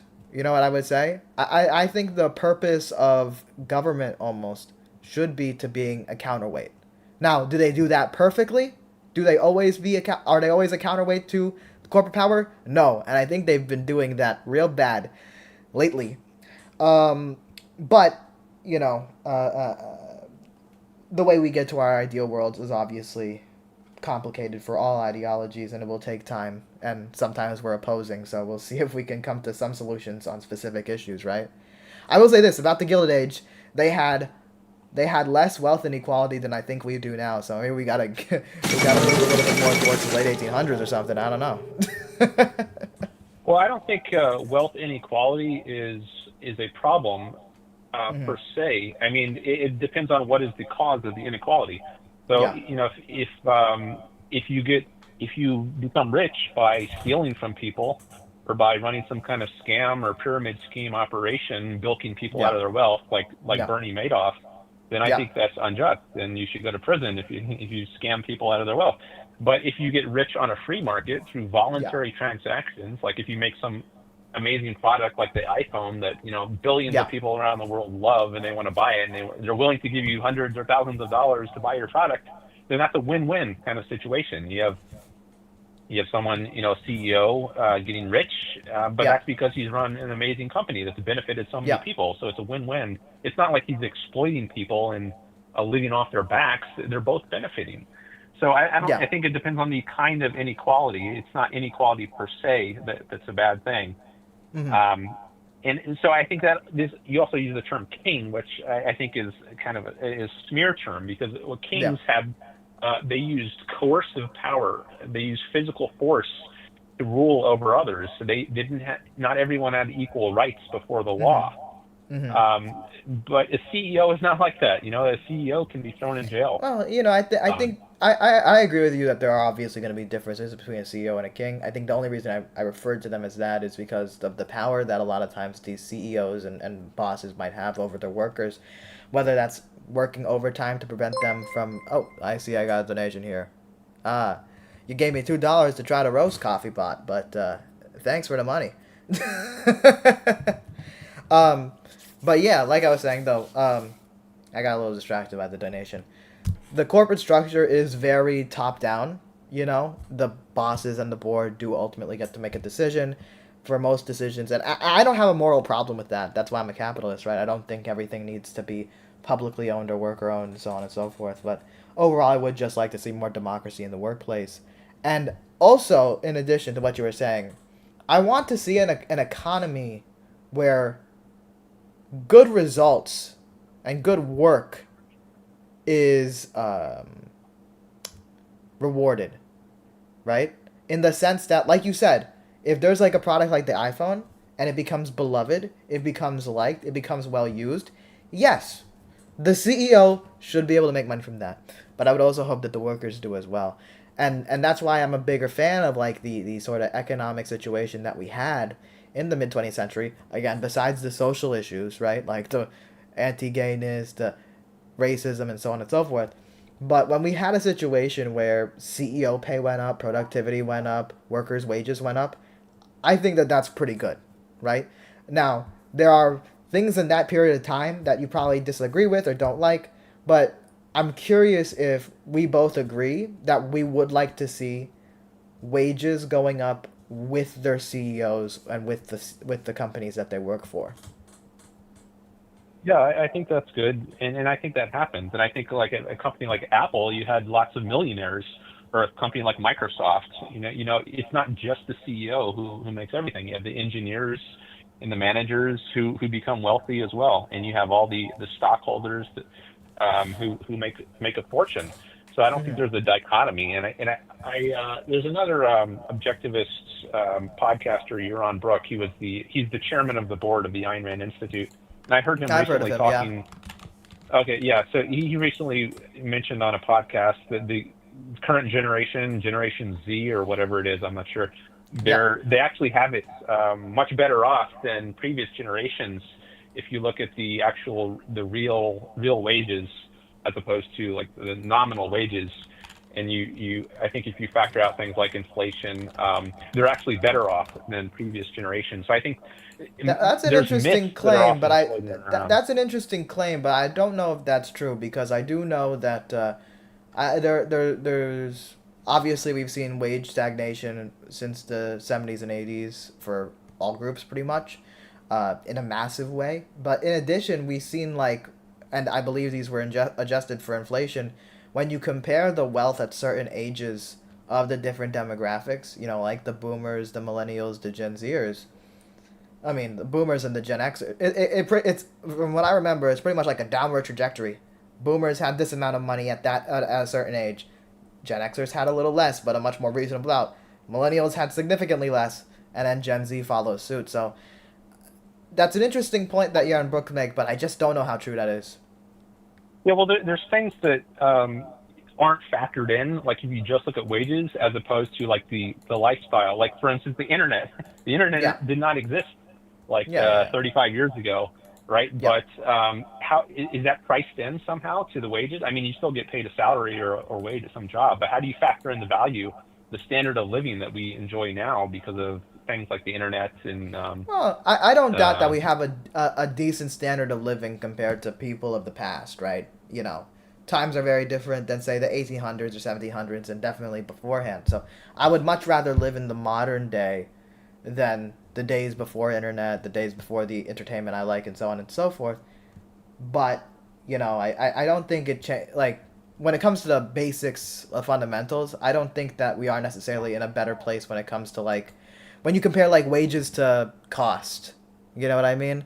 Like I said, shit has been stagnant for a while, and you could have things like the internet, but that might lead you to having a part-time job, a service job, but then you don't really make enough for rent, so then you also have to use your wonderful technology, which I very much appreciate, like the phone, and end up also working a second job at Uber and doing that to make ends meet, right? So we have great technology, but the situation, the issues of the Gilded Age, of low wages and high and rising cost, still maintained to this day, I don't. Yeah, I guess I don't. I don't want to concede that we have stagnant wages or that they've been going down. I mean, I guess one question you could ask yourself is: would you rather be living in the economic period of 10 years ago or 20 or 30 years ago? I don't think so. I mean, I think when you ask a question like that, there's a bunch of things I like about my life today. That's why I would want to live in a time right now. But if we could just exclusively switch, let's just say the neoliberal approach and the Keynesian approach, let's just say we flipped it and we had neoliberalism in the past and Keynesianism today, I would much prefer to live in a time with the many aspects of life that I appreciate with the Keynesian economics, and there is a sacrifice with it, right? One of the big principles that Keynesian thinkers believe in is, instead of having boom and bust cycles that are massive surges, but also therefore big dips, right? Massive bust. You just have more of a stable, subtle growth, but then a more subtle decline, and then a subtle growth again. I would much rather do that, sacrifice the sort of financial gain of the stockbrokers, you know, where they could be making billions upon billions. I'd be satisfied if they're making millions, if we could have more stable growth and people's lives aren't ruined in dramatic bust. You know what I mean? I think we could have more growth than we do if we had a more free market, and actually government intervention into the banking system through systems like the Federal Reserve, I think causes lots of problems. Massive inflation. You have the government printing, trillions of dollars of monopoly money and inflating the currency. And you have things like FDIC, which creates moral hazards. People don't pay attention to where they're banking. They just think the government is going to bail me out if my bank goes under.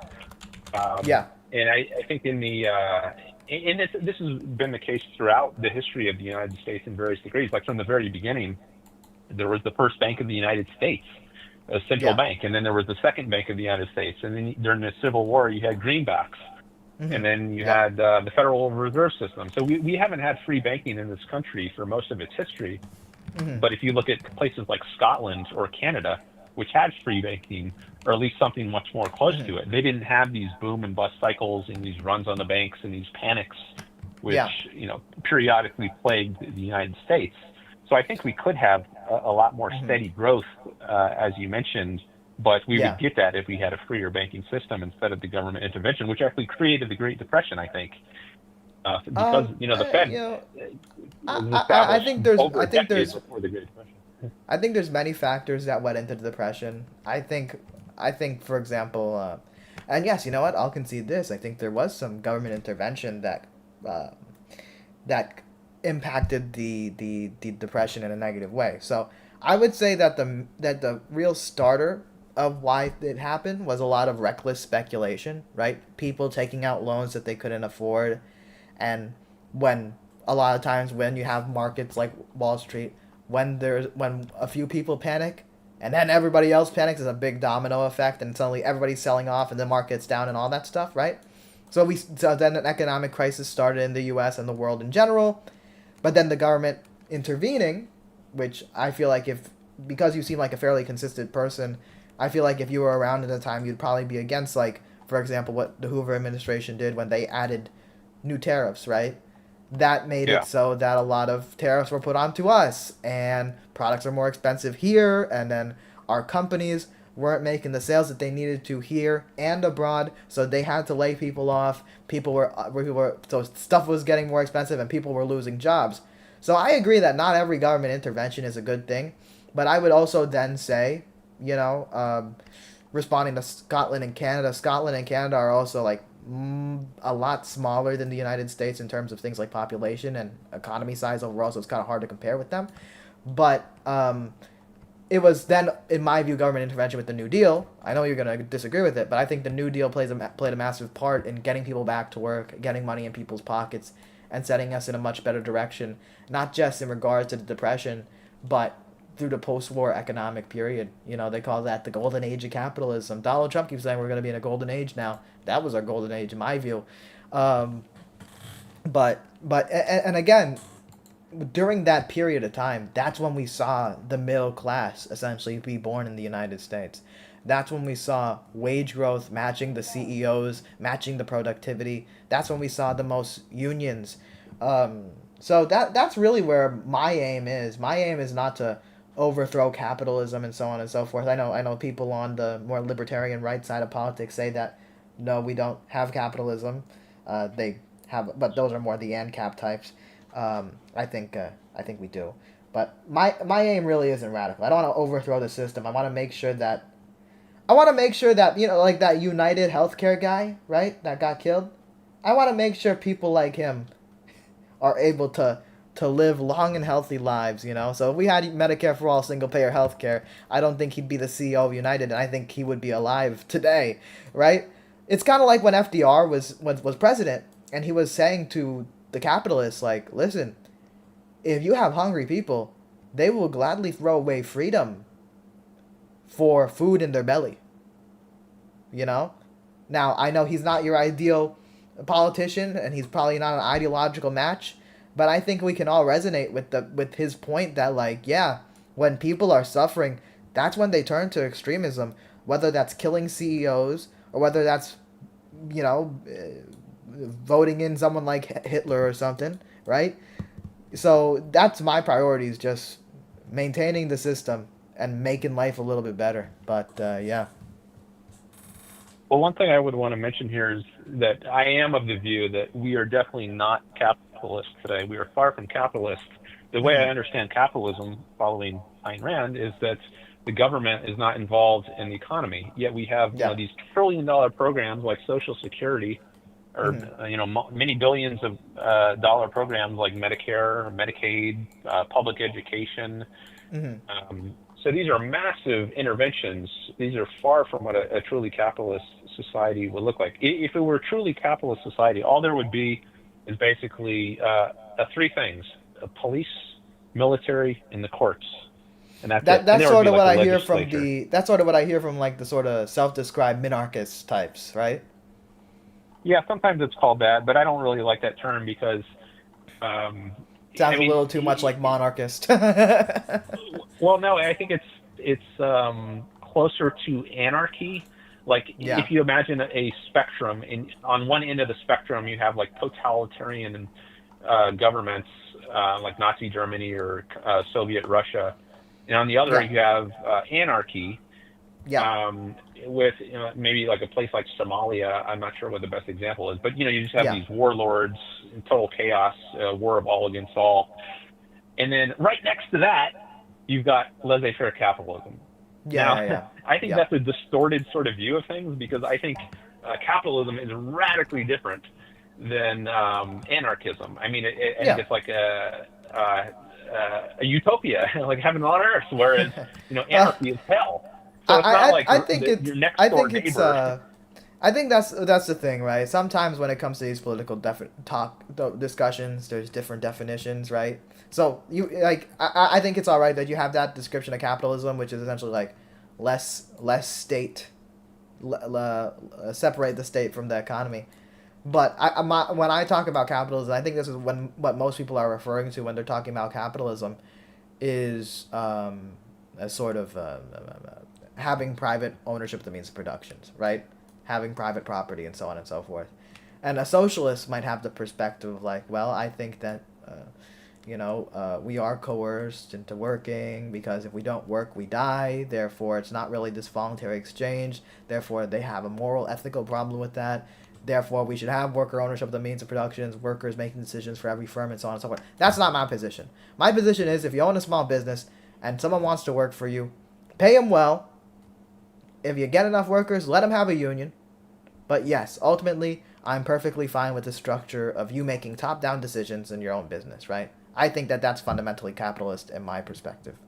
But it's okay that you have a different definition. I understand. If someone's talking to like a libertarian or objectivist or any of the spectrum of potential libertarian ideologies, again, I'm using libertarian in the big umbrella term, there would be that likely definition of or the likely distinctions between what they view as capitalism and so on. So it's expected, but yeah, I guess we've been going on this for a while. It's been actually pretty civil, and I respect you for that. I appreciate you for that. But my throat is kind of sore, and I've been streaming for like 2 hours or so. So any final things you want to discuss before I log off? I'll just say I appreciate the conversation, and yeah, it was civil, and that's how I like it to be. It's not like that usually when I have called into Sam Cedar's show. I think they're less civil or not civil, and they try to mock their opponents, and I think that's unfortunate, and actually makes them look pretty bad in the way they treat people with opposed views. I try my best to match the energy, and obviously there's a lot of people that will call in disrespectful, so then I'll be disrespectful, and it's good entertainment for people, I guess. But in general, if someone comes off as respectful, I try to treat them that way. Though I will say, I think the reason why some people might be like a bit more extremely opposed to libertarianism, and I guess just like being direct about my position, I think it would be really bad. Let's say we adopted, like what you described, Ayn Rand's view is like, you know, getting the government out of the economy, right? So that would also imply like getting rid of social programs and so on and so forth. I think that would kill a lot of people, just being honest. So I'm very morally and practically, when it comes to just like results, I'm very opposed to it. But overall, as a person, you know, I respect you for calling in and being polite. You know what I'm saying? Yeah, and I mean, I think the opposite in terms of like what the results would be. I think our system would make lives much better. And, Yeah. You know, I think lots of lives have been cut short and lost because of government intervention, but that's a whole discussion. Yeah, that's a whole discussion. That's a whole discussion.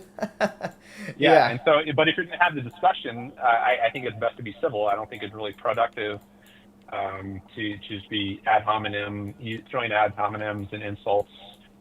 So I appreciate that you didn't do that. I mean, some positions, I don't think they deserve respectful treatment, like if you're a Nazi, and you might just want to hang up on those types. But if if you think a position is respectable enough to discuss with someone at all, then I think it makes sense to, you know, try to do it civilly. Yeah. Of course. So like, do you usually call into like shows like this? Like, you ever seen any of the other YouTube vertical stream debate guys and called into their show?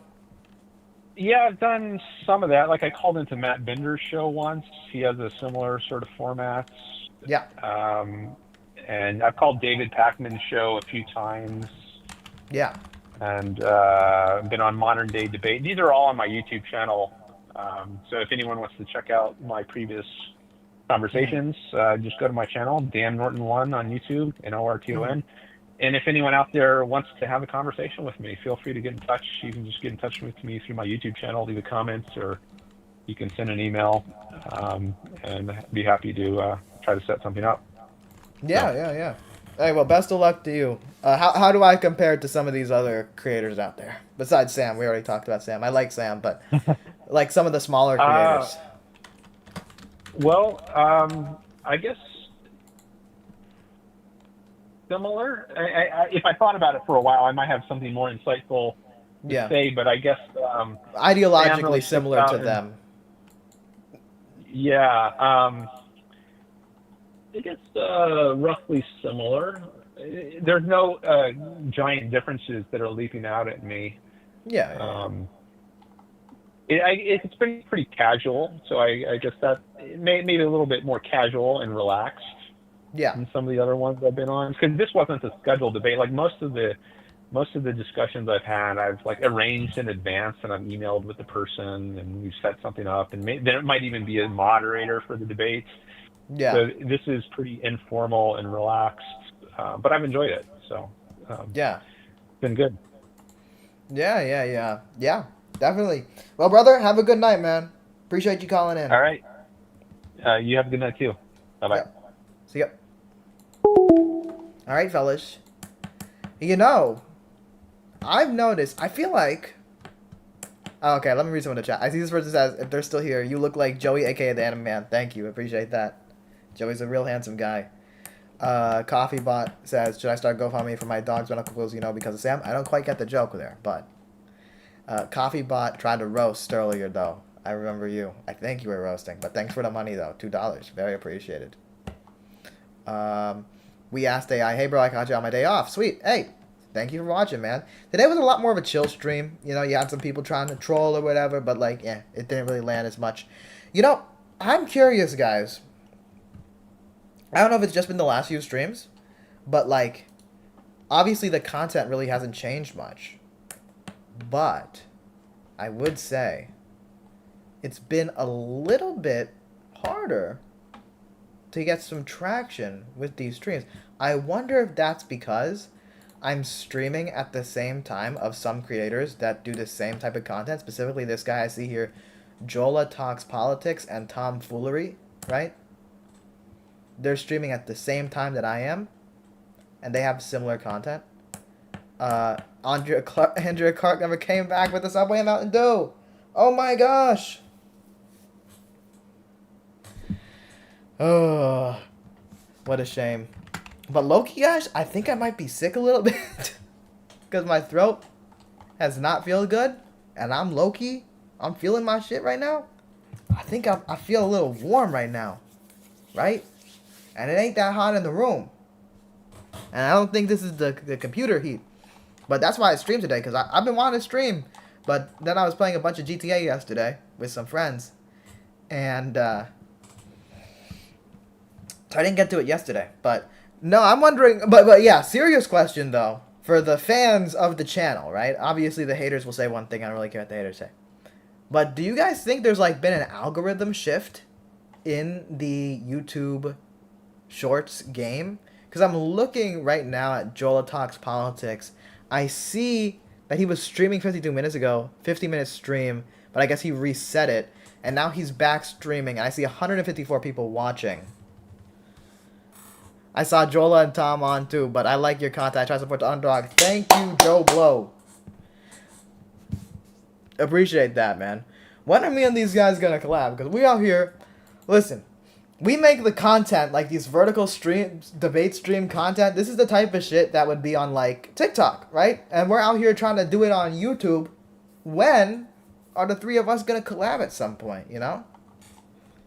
Because TikTok didn't get shut down, but there was that possibility that TikTok gets shut down, and these people that do the same type of content on TikTok are gonna have to migrate over here. Now that has the potential of like bringing their audience, I suppose, more to the YouTube Shorts thing, viewership, and maybe that'll mean we show up more, or they could come in and then suddenly we're competing for views with them. But you know, yeah. We Ask AI says, I make political content. I'll be up there soon. Best of luck, brother. Best of luck. Keep grinding. Keep grinding, man. It's a grind. It's a lot of work, but you know, we're living our life, so why not chase an ambition? You know, that's my view. But yeah, no. I wonder if I stream in a time where Jola and Tom aren't streaming. Like maybe I do it earlier in the day. I don't know how long they stream. Tom is doing right now, I'm looking at his stream, he's been doing for the last few days, it seems like mostly, I'm doing this because I'm studying, you know?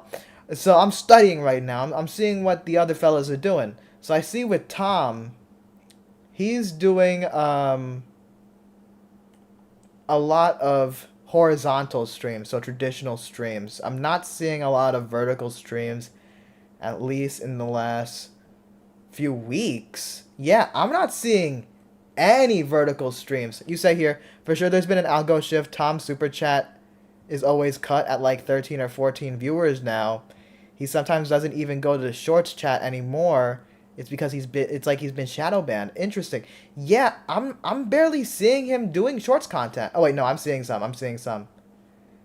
This is 2 weeks ago. Did he stop doing shorts streams 2 weeks ago? Maybe. Potentially. But, Dan, thank you for having a civil conversation, man. I appreciate you. No, I mean shorts live streams. Yeah. Seems like he stopped doing a lot of the shorts live streams at least 2 weeks ago.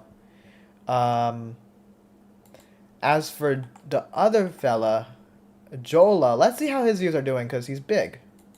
He's got 18K. Big compared to me, you know? So Tomfoolery's at 9K. Jola is at 18.9K. If we go to his lives, he's doing the dual streaming right now. 146 concurrent viewers to 32 on his regular stream. 146 obviously with the vertical stream. And 50 okay, so that was earlier today, 56 minutes ago. 50-minute stream, only 1.2K views. Okay, but okay, wait. He's doing okay. He's doing okay. I see one of the vertical streams from 23 hours ago, 43,000. So it seems like he's doing fine. So it seems like the algorithm hasn't completely locked us out yet. Okay, yeah, 1 day ago he was doing a stream, 2 hours, 52 minutes, 134,000 views. Okay. Yeah. 108K views. Alright, he's still grinding. He's still getting the numbers. He's a lot more consistent than me, and probably consistency would help me out significantly, to be honest. You see this, guys? This is what content creators do. They research.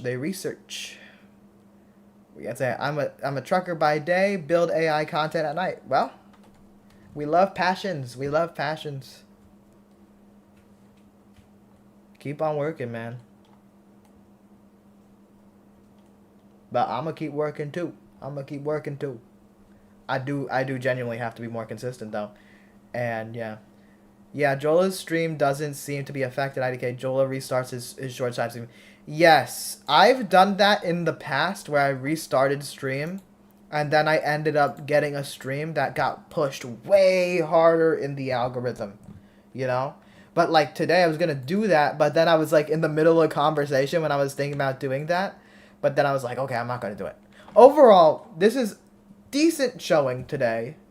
4,000 total views. But like, brother, I remember like a few weeks ago, I was getting past 10K really fast, like easily. I was getting like peak concurrence of like 400 at best, 400 something at best. Like I'm looking at my numbers now. This will end up with like 4K something. Last stream ended up with 15K, but yes, it was also kind of slow growth, and it was also the last two streams have been like super long. So I see 15K, 3 hours and 35 minutes, 11K, 4 hours and 26 minutes. But then beforehand, 24K, also like decent showing, not the best, but decent, also pretty long.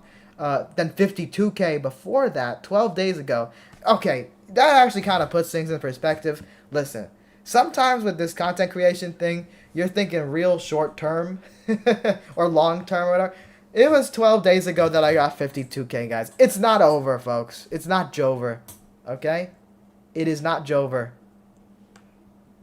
We're still in the game. Okay, I'm thinking about numbers too much. The way I literally, I see here, man, you do pretty good. Thank you. We asked AI. Dan Norton says, never heard of Jola. Maybe I should call him too. Any other people I recommend? Well, there is the TikTok guys. You know, I like this guy Adam Khan on TikTok. There is, you know, Dean and what's it? I'm forgetting one guy's name. Dean, and they're like associated with each other. Mason, Dean and Mason, they're big on TikTok. Yep, yeah. There's Tomfoolery and there's Jola.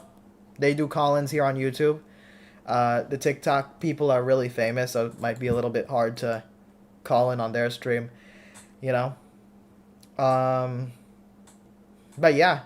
My ass literally got 52K views 12 days ago. I'm like, oh my gosh, guys, this stream, the views count is kind of low. I didn't even like restart the stream, so I didn't even do the effort or do the methods to try to get it up. So I think we're good. We're good. The way I discovered that YouTube streaming actually performs really well, like for these vertical streams, is because it's like pure coincidence. I was doing like the TikTok streams and I was just multi-streaming onto YouTube, and then the YouTube stream just got like 31K, which was massive compared to what I was getting on TikTok. So I was like, shit, I'm gonna prioritize the YouTube, man. I'm gonna get a call-in number for the YouTube viewers and all that stuff. Either way, though, analytics aside, I'll continue doing the research as I do. I am gonna head out now. See you later. Bye-bye. The outro music. Middle of the Toontown soundtrack.